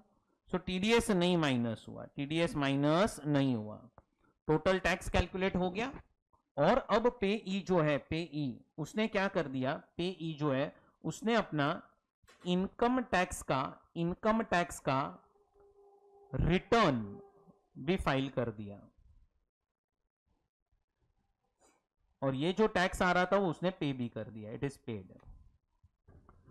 अब ध्यान से सुनो, पहले तो अगर कोई अमाउंट पे पेयर ने टीडीएस काटा नहीं है, बोलो अगर कोई अमाउंट पे पेयर ने टीडीएस काटा लेकिन पेई ने उसको अपनी इनकम में इंक्लूड कर दिया है, उसके ऊपर टैक्स का पेमेंट भी कर दिया है, प्लस इसने अपना इनकम टैक्स का रिटर्न भी फाइल कर दिया है। सारी चीजें हो चुकी है, अभी सारी चीजें हो चुकी है। टीडीएस डिडक्ट नहीं हुआ लेकिन इसने इनकम में इंक्लूड किया, टैक्स भर दिया, रिटर्न फाइल हो चुका। मैं क्या बोल रहा हूं ध्यान से सुनना, क्या ये अमाउंट जिस पे टीडीएस कटा नहीं था, क्या ये अमाउंट जिस पे टीडीएस कटा नहीं था, क्या ये अमाउंट जिस पे टीडीएस कटा नहीं था, क्या उसको उसके ऊपर गवर्नमेंट को टैक्स मिला कि नहीं मिला? अभी मिल चुका। कहां से मिला? पेई से मिल गया, पेई से मिल गया, उसने नहीं काटा पर इसने तो भर दिया है ना। तो गवर्नमेंट ध्यान से सुनना, गवर्नमेंट क्या बोल रहा है आप ध्यान से सुनना, कि पेयर अगर कोई अमाउंट के ऊपर आपने टीडीएस काटा लेकिन पेई ने उसको अपनी इनकम में इंक्लूड, उस पे टैक्स भर और उसने अपना इनकम टैक्स का रिटर्न भी फाइल, मतलब अगर पेयर कोई भी अमाउंट पे टीडीएस काटता नहीं है लेकिन पेई उसको अपने इनकम में इंक्लूड करता है और उसके ऊपर टैक्स का पेमेंट करता है और रिटर्न फाइल, अगर ये सारी कंडीशन सेटिस्फाई हो जाती है, क्या गवर्नमेंट का कोई नुकसान हुआ कि नहीं हुआ? नहीं हुआ नुकसान। क्यों नहीं हुआ? अरे यार जो टैक्स इधर से नहीं मिला वो तो पेई ने भर दिया ना, तो गवर्नमेंट का कोई नुकसान हुआ? गवर्नमेंट का कोई नुकसान हुआ? अगर गवर्नमेंट का कोई नुकसान ही नहीं हुआ है तो अब गवर्नमेंट क्या बोल रहा है कि जैसे ये चार कंडीशंस क्या हो जाएगी, जैसे ये चार कंडीशंस क्या हो जाएगी, हम अज्यूम कर लेंगे, क्या कर लेंगे बोलो, अज्यूम कर लेंगे क्या, कि payer payer payer has deducted, payer has deducted and deposited TDS कब, on the date of filing return by payee. मतलब हम ऐसा मान लेंगे, क्या मान लेंगे, कि जिस दिन पेई ने अपना रिटर्न फाइल किया है, कहने से उस दिन पेयर ने टीडीएस काटा भी है और टीडीएस गवर्नमेंट को दे भी दिया। और अगर हम ऐसा अज्यूम कर रहे हैं क्या, कि पेयर ने ऐसा किया है क्या, टीडीएस काट के गवर्नमेंट को दिया है, नहीं दिया है, पर हम ऐसा मान रहे हैं, तो अब क्या हो जाएगा पता है, यही 100% एक्सपेंस जो डिसअलाउ हुआ था, यही 100% एक्सपेंस क्या हो जाएगा, अलाउ हो जाएगा, और यहां पे 30% एक्सपेंस क्या हो जाएगा, अलाउ हो जाएगा। ये अलाउ कब होगा, नेक्स्ट ईयर में। नेक्स्ट ईयर क्यों, क्योंकि वो रिटर्न भी तो नेक्स्ट ईयर फाइल करेगा ना, वो रिटर्न नेक्स्ट ईयर फाइल करेगा, इसीलिए यह खर्चा नेक्स्ट ईयर में अलाउ होगा। कोई क्लियर? अब तुम्हारे दिमाग में डाउट आना चाहिए कि सर फिर तो सब लोग ऐसा ही करेंगे, वो पेयर को बोल देंगे तू टीडीएस काट मत, हम लोग टैक्स भर देंगे, फिर तुझे खर्चा तो मिल जाएगा। वापस से मैं बोल रहा हूं, पेयर अगर ऐसा करेगा तो उसको इंटरेस्ट और पेनल्टी लगेगा अगर उसने टीडीएस नहीं काटा तो। सो पेयर को हमेशा ये वाले सिचुएशन में भी उसको इंटरेस्ट और पेनल्टी जो है वो देना पड़ेगा पेयर को। सो टीडीएस नहीं काटने के लिए इंटरेस्ट और पेनल्टी जो लगता है वो देना पड़ेगा। आ रहा है, समझ में आ रहा है? सो ये एक नोट कंप्लीट हुआ अपना, और एक छोटा सा नोट है, ध्यान देना। अगर एक पर्सन है, पेयर है, और ये पेयर कौन सा पेमेंट कर रहा है, अब ये प्रोविजन बहुत ही स्पेसिफिक है, सैलरी का पेमेंट हो रहा है। बोलो किसका पेमेंट हो रहा है, सैलरी का। कहां पे पेमेंट हो रहा है, पेमेंट हो रहा है या तो आउटसाइड इंडिया, या फिर पेमेंट हो रहा है in India to NR. Foreign company को कभी आप सैलरी पे नहीं करोगे, सैलरी के लिए सामने वाला पर्सन इंडिविजुअल होना चाहिए। अगर आप सैलरी का पेमेंट कर रहे हो, ध्यान से सुनने का, किसका पेमेंट कर रहे हो बोलो, कहां पे पेमेंट कर रहे हो, आउटसाइड इंडिया, या फिर किसको, एंड अब यहां पे ध्यान से सुनना, if there is delay in deduction and deposit of TDS by single day. मतलब क्या, अगर आपने टीडीएस डिडक्ट करने में या डिपॉजिट करने में एक दिन का डिले किया है, कितने दिन का बोलो, डायरेक्ट 100% एक्सपेंस इज डिसअलाउड। इसमें फिर आपका कोई कॉन्सेप्ट नहीं आता है रिटर्न फाइलिंग के पहले किया बाद में किया, कोई कॉन्सेप्ट नहीं है, 100% डिसअलाउड। मतलब अब जो मैंने ऊपर आप लोगों को टेबल करवाया था, ये वाला प्रोविजन कब अप्लाई होगा पता है, ये वाला प्रोविजन ये अप्लाई होगा on all payments excluding salary.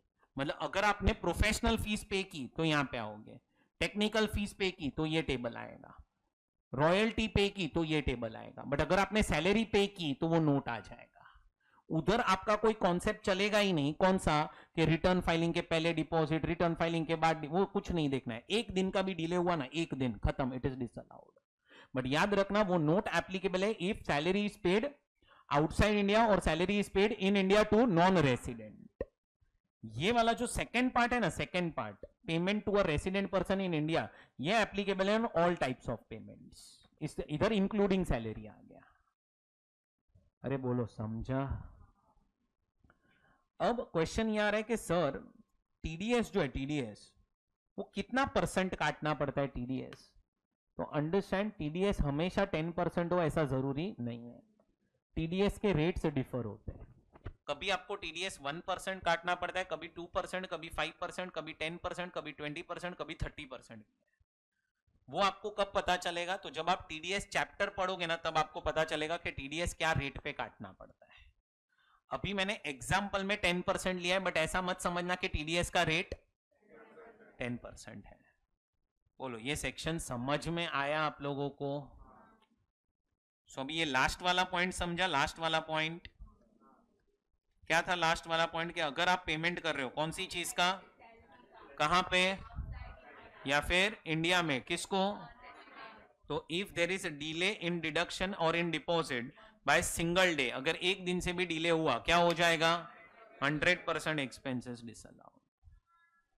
हाँ, कोई मतलब नहीं, खत्म। सैलरी के केस में नहीं, बाकी सब तो ऊपर कवर हो जाएगा। तुम्हें ये समझा? कुछ डाउट? चलो यहां से लिखना स्टार्ट करेंगे।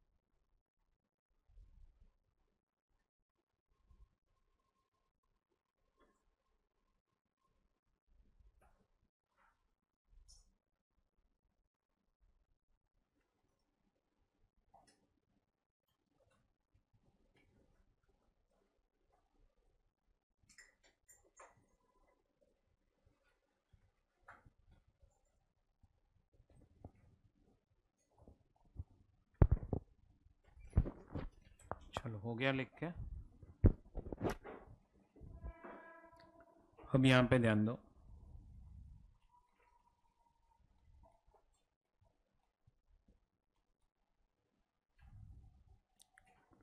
चलो अब एक नेक्स्ट प्रोविजन जो अपने को डिस्कस करना है वो है 40A2 करके।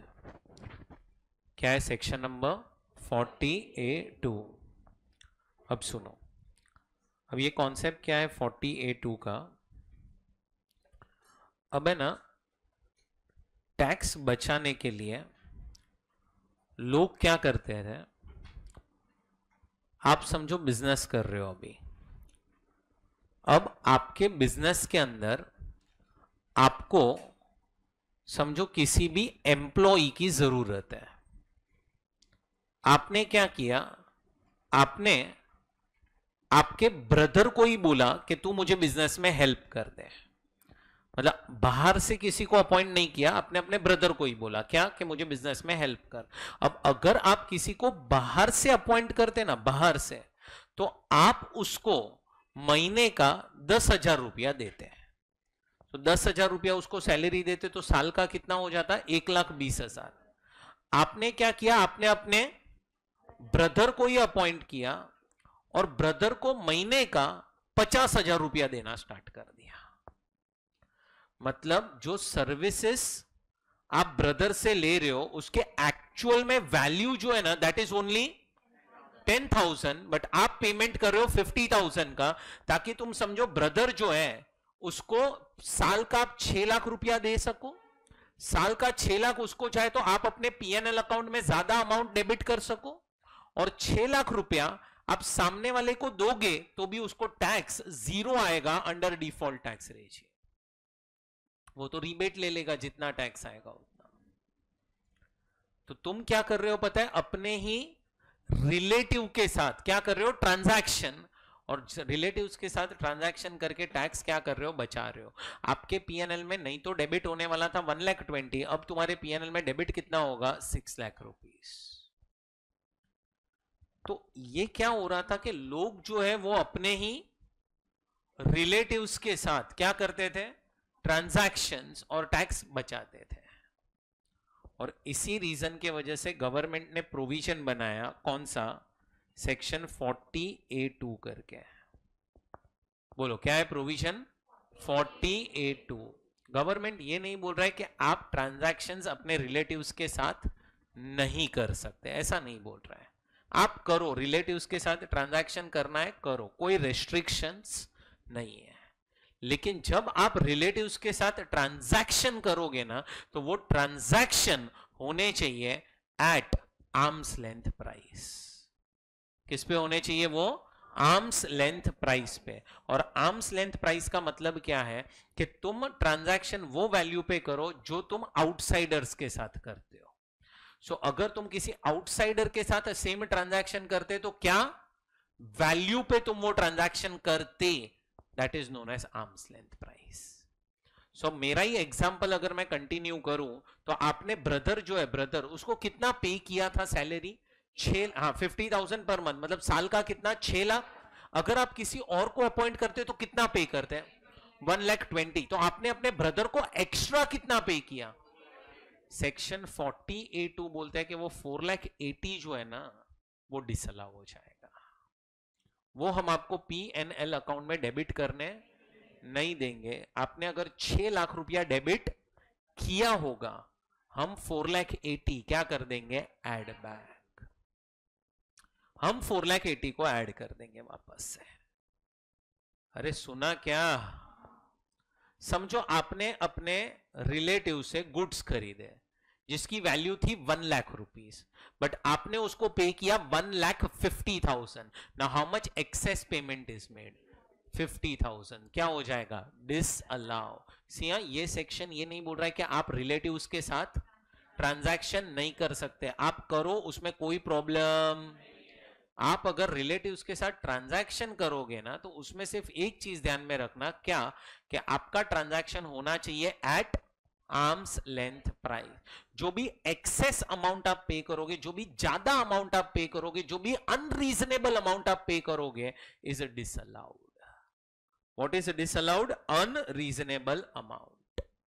सो अगर आप गुड्स खरीद रहे हो या अगर आप सर्विसेज ले रहे हो, किससे? रिलेटिव से, और रिलेटिव को क्या पे कर रहे हो? Unreasonable amount. Then unreasonable amount is excess of fair market value, would be amount is disallowed and reasonable amount is allowed. याद रखना, फुल्ली डिसअलाउड नहीं है, रीजनेबल अमाउंट जो होगा वो अलाउ होगा। अब आपको नीचे एक लिस्ट दिया है कि रिलेटिव का मतलब क्या है। आप रिलेटिव का डेफिनेशन एक बार पढ़ चुके हो सैलरी के अंदर, और दूसरी बार भी सैलरी में ही पढ़ा था। पहली बार मेडिकल परक्विजिट के वक्त, second time leave travel concession के वक्त। अब यहां पे थोड़ा सा समझो रिलेटिव का डेफिनेशन क्या है। एक जगह पे आपको लिखा है असेसी। असेसी मतलब क्या? कौन बिजनेस कर रहा है। तो अगर एक सोल प्रोप्राइटर बिजनेस कर रहा है, मतलब इंडिविजुअल, तो उसके लिए रिलेटिव्स कौन कौन हुए? Spouse, brother, sister, ascendant and descendant. Ascendant and descendant का मतलब, असेंडेंट में parents, grand parents, great grand parents, वो लोग सब कवर हो गए, और डिसेंडेंट में बच्चे कवर हो गए। मतलब इधर है ना, डेफिनेशन में ऐसा नहीं बोला है parents, brother, sister, spouse and children. Definition is wider, अगर समझ में आ रहा हो तो। यहां पे असेंडेंट सारे कवर हो चुके हैं और डिसेंडेंट सारे कवर हो चुके हैं। मतलब अगर एक इंडिविजुअल क्या कर रहा है? बिजनेस, और अगर इंडिविजुअल इन सब को क्या पे कर रहा है? अनरीजनेबल अमाउंट, क्या हो जाएगा? डिसअलाउ। अगर बिजनेस कौन कर रहा है? बोलो HUF। बोलो बिजनेस कौन कर रहा है? और HUF अगर अनरीजनेबल अमाउंट पे करे, किसको? मेंबर्स को, या मेंबर्स के रिलेटिव्स को। अच्छा, मेंबर्स के रिलेटिव्स मतलब कौन? तो वो ascendant, descendant, brother, sister, spouse.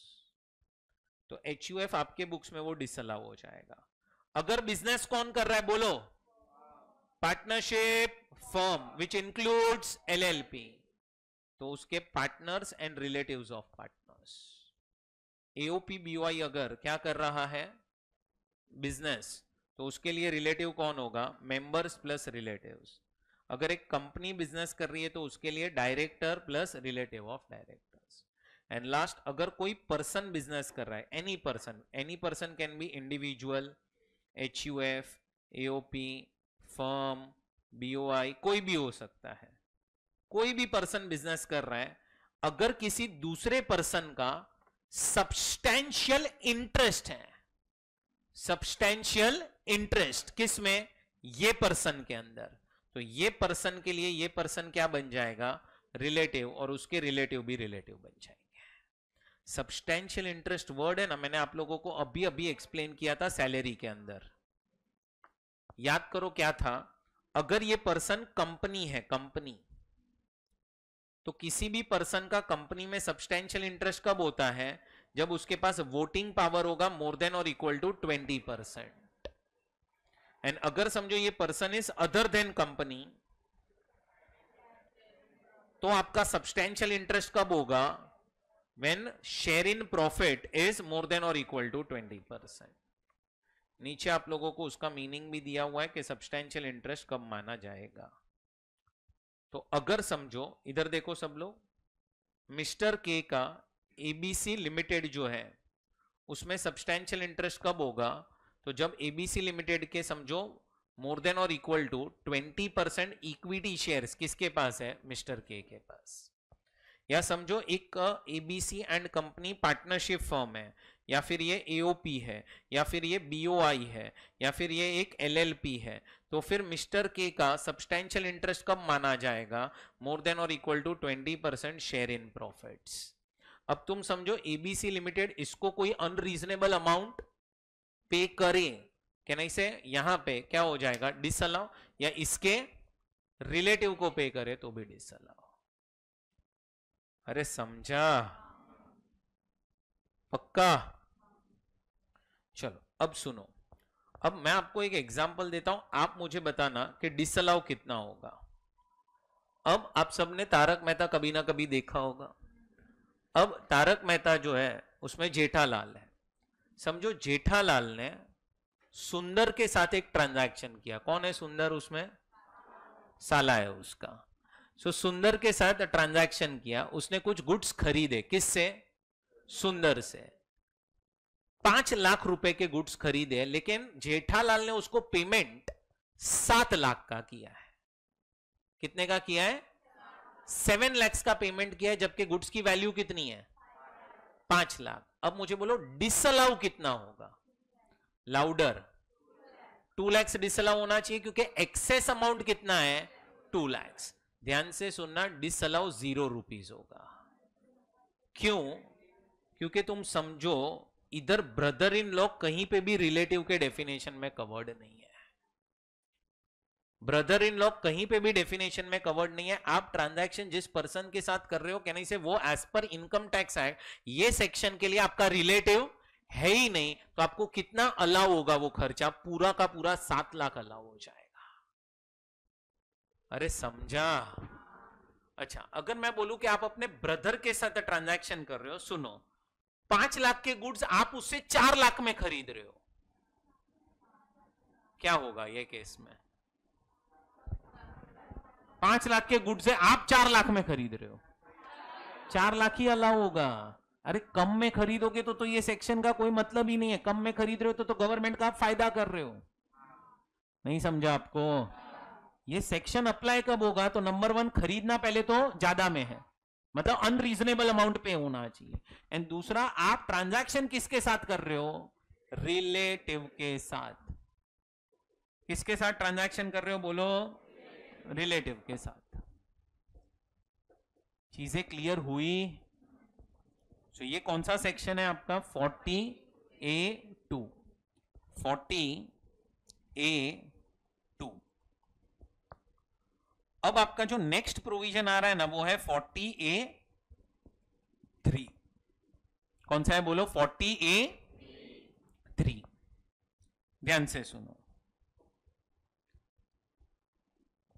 मैंने ना आपको लास्ट टू लास्ट लेक्चर में एक चार्ट बना के दिया था, ऐसा बिजनेस, या तो ये बिजनेस स्पेसिफाइड बिजनेस हो सकता है, या तो ये बिजनेस नॉन स्पेसिफाइड बिजनेस हो सकता है। ऐसा याद आ रहा है कुछ? नॉन स्पेसिफाइड बिजनेस में दो पार्ट्स किए थे, या तो खर्चे रेवेन्यू होंगे या तो खर्चे कैपिटल होंगे। यहां पे भी दो पार्ट्स किए थे, या तो खर्चे रेवेन्यू होंगे या तो खर्चे कैपिटल होंगे। अब थोड़ा सा याद करो, रेवेन्यू खर्चे आपको अलाउड होंगे सेक्शन 30 से लेके 37(1) के अंदर। यहां पे सेक्शन नंबर 32 में क्या मिलेगा आप लोगों को? डेप्रीसिएशन। पर डेप्रीसिएशन में ना एक कॉन्सेप्ट था, अगर आपको याद आ रहा हो तो, कि अगर कोई भी असेट आप खरीदते हो जिसकी वैल्यू 10,000 से ज्यादा है और उसके लिए आप पेमेंट करते हो इन अ सिंगल डे, जो 10,000 से ज्यादा है, एंड आप जो पेमेंट कर रहे हो वो mode of payment prescribe modes नहीं है, कैन आई से on this asset will not form part of block. ऐसा कुछ याद आ रहा है आपको? अगर आप कोई स्पेसिफाइड बिजनेस स्टार्ट करोगे, स्पेसिफाइड, तो आपके जो रेवेन्यू खर्चे वो अलाउड है सेक्शन 30 से लेके 37(1) में, एंड कैपिटल एक्सपेंसेस जो है वो भी अलाउड है as per section 35 AD।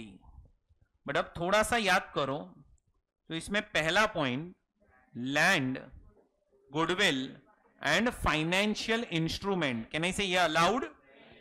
And second, अगर आप कोई भी असेट परचेस करते हो जिसकी वैल्यू 10,000 से और उसके लिए आप पेमेंट करते हो इन अ डे जो 10,000 से ज्यादा है, प्लस मोड ऑफ पेमेंट जो है वो प्रिस्क्राइब मोड्स नहीं है, कहने से ये भी डिसअलाउ हो जाएगा।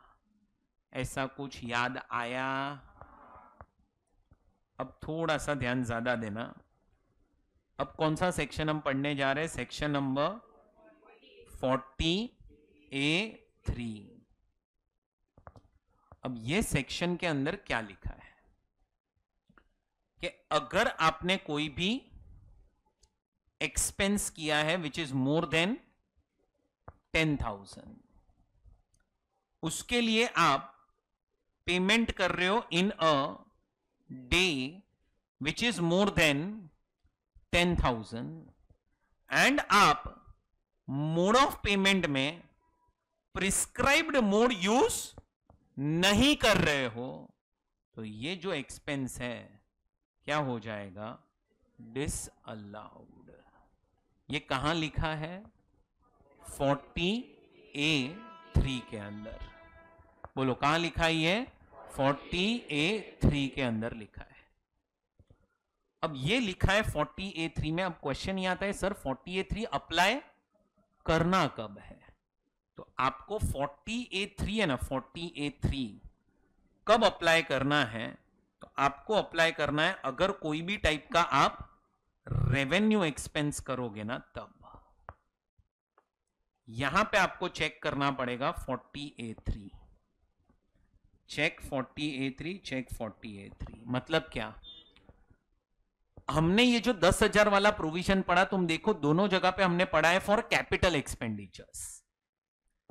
अगर आप कोई रेवेन्यू एक्सपेंडिचर करते हो जो 10,000 के ऊपर है, फॉर एग्जांपल आपने रॉ मटेरियल खरीदा, now purchase of raw material is a revenue expenditure. अब तुमने अगर वही रेवेन्यू एक्सपेंडिचर का पेमेंट किया 50,000 कैश में एक ही दिन में, नहीं से तुम समझो जो मैंने सिखाया था वो तो 32 और 35 AD में सिखाया था। रेवेन्यू एक्सपेंस के लिए रूल कहां पे है? कहीं पे भी नहीं था, तो उसके लिए 40A(3) है। 40A(3) क्या बोलता है कि आपने जो भी रेवेन्यू एक्सपेंस किया होगा वो क्या हो जाएगा? अब डिसअलाउ। बोलो क्या हो जाएगा? रेवेन्यू एक्सपेंस डिसअलाउ हो जाएगा। सुन रहे तुम लोग? तो अभी तुमने रॉ मटेरियल खरीदा, कितने का रॉ मटेरियल खरीदा? 50,000। अब क्या हो जाएगा? 50 का 50,000 अगर तुमने कैश में पे किया या बेरर चेक से पे किया तो डिसअलाउड, माइनस करने नहीं मिलेगा। सो आपका पूरा खर्चा क्या हो जाएगा? डिसअलाउ हो जाएगा। सो अब तुम देखो, मैंने आपको क्या बोला था, ये 10,000 वाला प्रोविजन आप 3 बार पढ़ोगे। एक बार डेप्रीसिएशन में पढ़ा कि उस असेट पे डेप्री नहीं मिलेगा, दूसरा कैपिटल एक्सपेंडिचर नहीं मिलेगा 35 एडी में पढ़ा, और अब थर्ड टाइम पढ़ रहे हो जहां पे ये लोग बोल रहे हैं कि कोई भी टाइप का रेवेन्यू खर्चा करोगे और रेवेन्यू एक्सपेंसेस अगर 10,000 के ऊपर है और उसके लिए तुम पेमेंट कर रहे हो एक ही दिन में, वो भी 10,000 के ऊपर, और प्रिस्क्राइब मोड से पेमेंट नहीं कर रहे हो, क्या हो जाएगा? वो डिसअलाउ। सो अब ये प्रोविजन रेवेन्यू एक्सपेंस के लिए बनाया गया है। अब सुनो, अब मैं आपके सामने एक एक सिचुएशन रखता हूं। समझो आपका एक्सपेंडिचर जो है, एक्सपेंडिचर, चलो ऐसा केस लेते हैं कि आपका बिल जो है, बिल या इनवॉइस जिसको हम बोलते हैं, वो 50,000 का है। कितने का invoice? 50,000। This is situation number 1। आपने इसका पेमेंट किया, पूरा का पूरा पेमेंट एक ही दिन में कैश में कर दिया है। अब क्वेश्चन आ रहा है कितना अलाउड होगा एंड कितना डिसअलाउड होगा। बोलो क्या होना चाहिए? बोलो फ्रेंड्स, 100% कहने से डिसअलाउ होना चाहिए। अलाउड कुछ भी नहीं, पूरा डिसअलाउड। पूरा डिसअलाउड मतलब 50 का 50,000 इज डिसअलाउड। चलो सेकंड केस, 50,000 का बिल है, आप पेमेंट कर रहे हो बाय अकाउंट पे ई चेक। बोलो क्या हो जाएगा? लाउडर। अलाउड हो जाएगा, डिसअलाउड कुछ भी नहीं। चलो थर्ड केस, 50,000 का बिल है,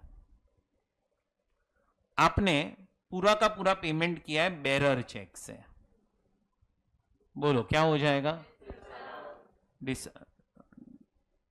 डिसअलाउड। अलाउड कुछ भी नहीं। फोर्थ केस, 50,000 का बिल है, आपने पूरा का पूरा पेमेंट किया है क्रॉस चेक से। बोलो क्या हो जाएगा? 50,000 का बिल है, आपने पेमेंट किया है पूरा का पूरा आरटीजीएस से। अलाउड। 50,000 का बिल है, 10,000 कैश गया, 10,000 बेरर चेक से गया है,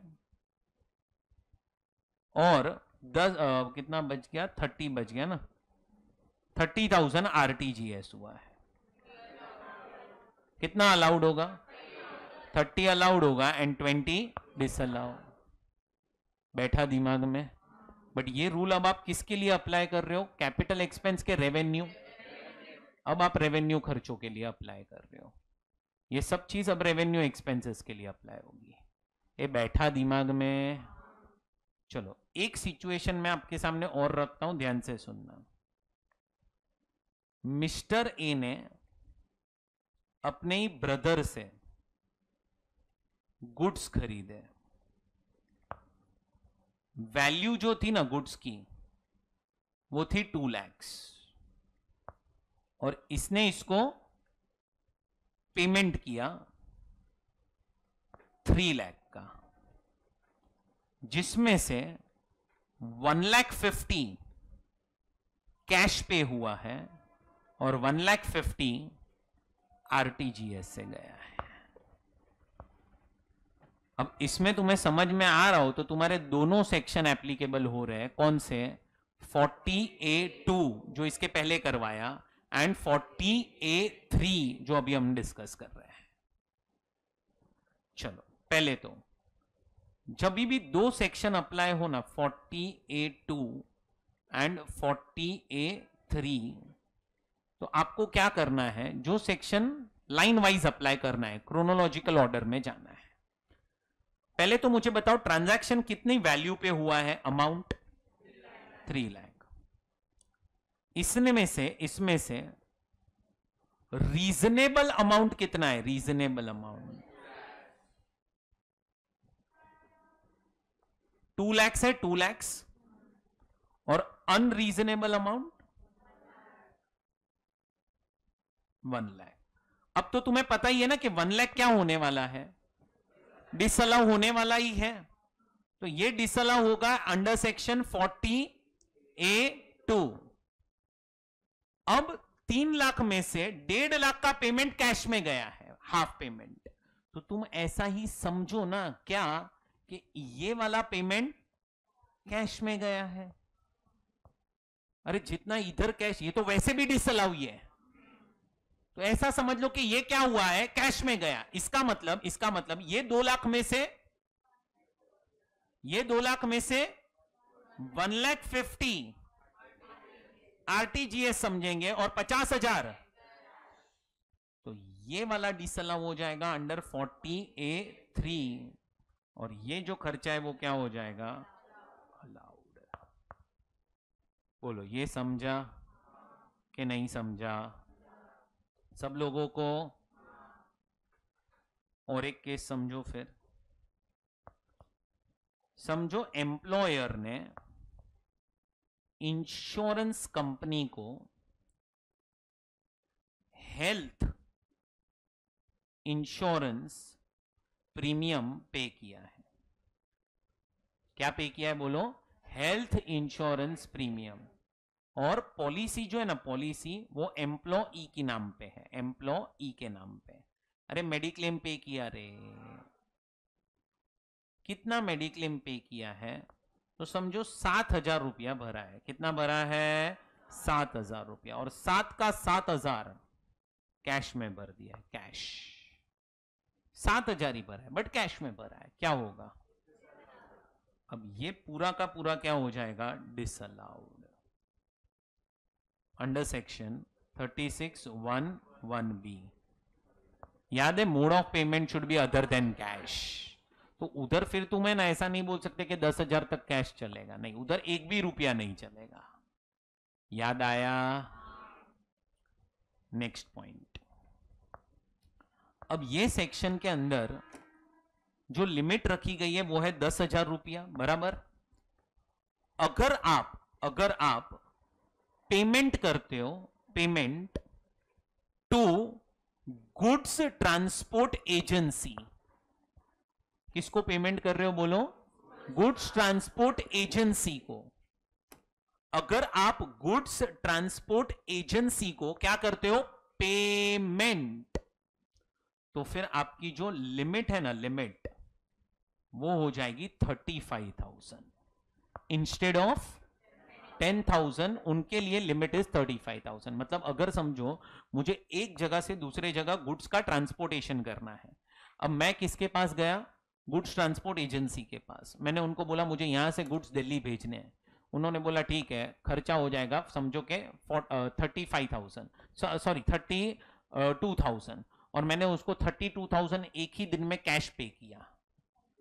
चलेगा? Answer is yes. मुझे खर्चा माइनस करने मिलेगा। एक ही दिन में अगर मैं क्या पे कर दूंगा? कैश पे कर दूंगा, तो भी मुझे खर्चा माइनस करने मिलेगा। अरे बोलो समझा? नेक्स्ट, इसी के अंदर और एक पॉइंट आता है 40A(3)(a) करके। क्या है बोलो? 40A(3)(a). अब ये पॉइंट क्या है सुनो। अगर समझो कि एक पर्सन है ABC लिमिटेड। ABC लिमिटेड ने कुछ खर्चा किया है।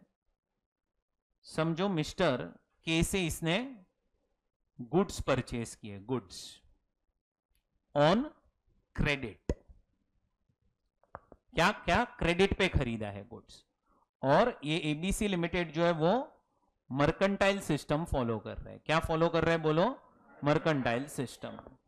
याद है ना, बिजनेस एंड प्रोफेशन में आपके पास ऑप्शन है that either you can follow mercantile system of accounting or you can follow cash system of accounting.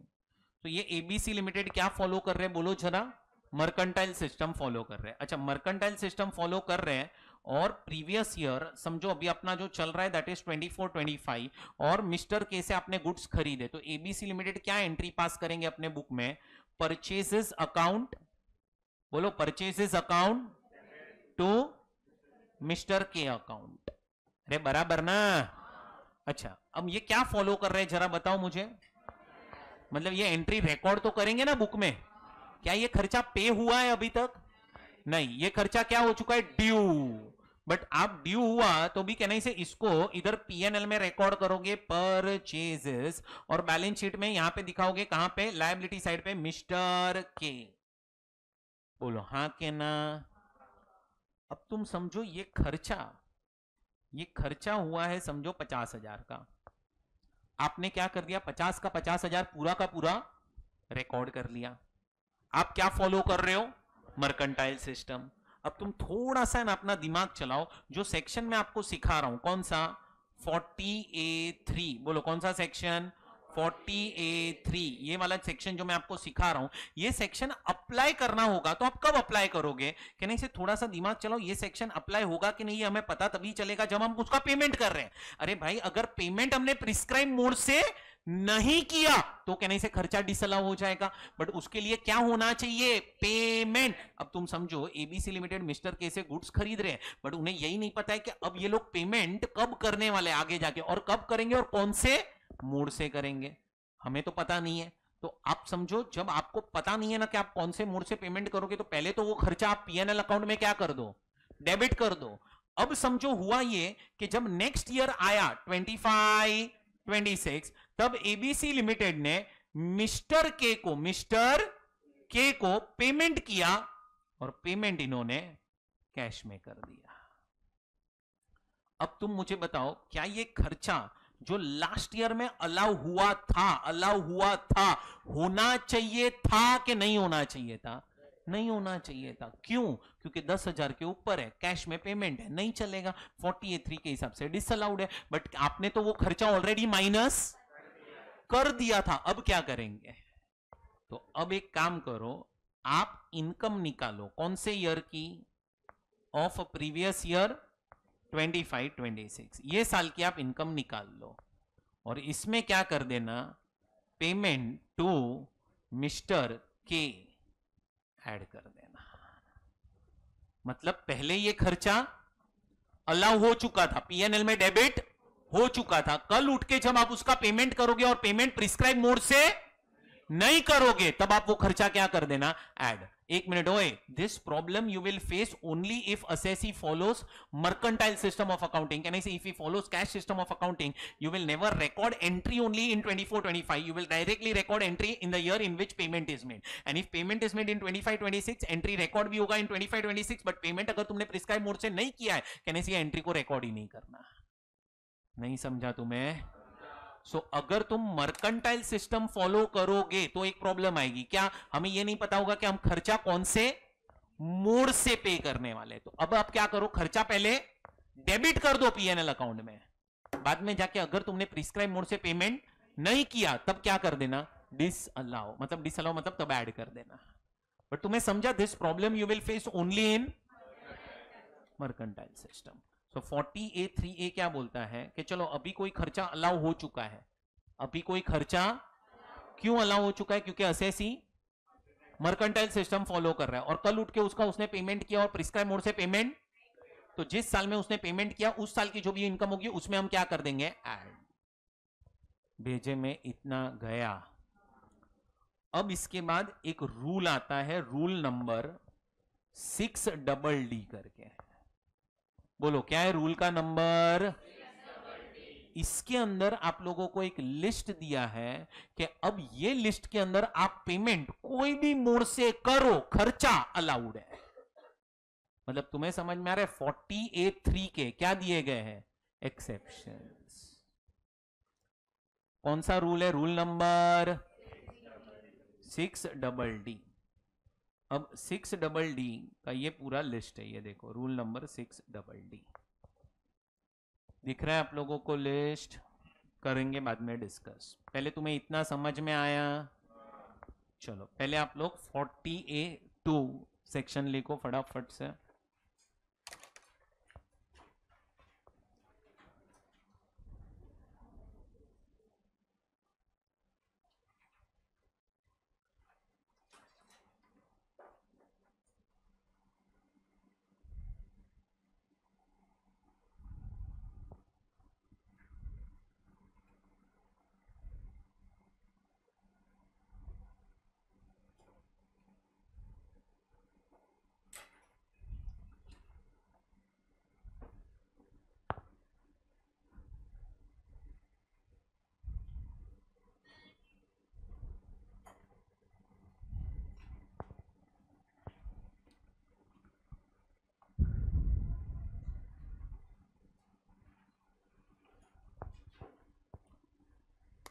Done. अब ये जो रूल है, रूल नंबर 6DD, ये आप लोगों को भी लिख लेना है। पेज नंबर 43 पे दिया हुआ है। रूल नंबर 6DD मैं एक्सप्लेन करूँगा आपको। Page number 43।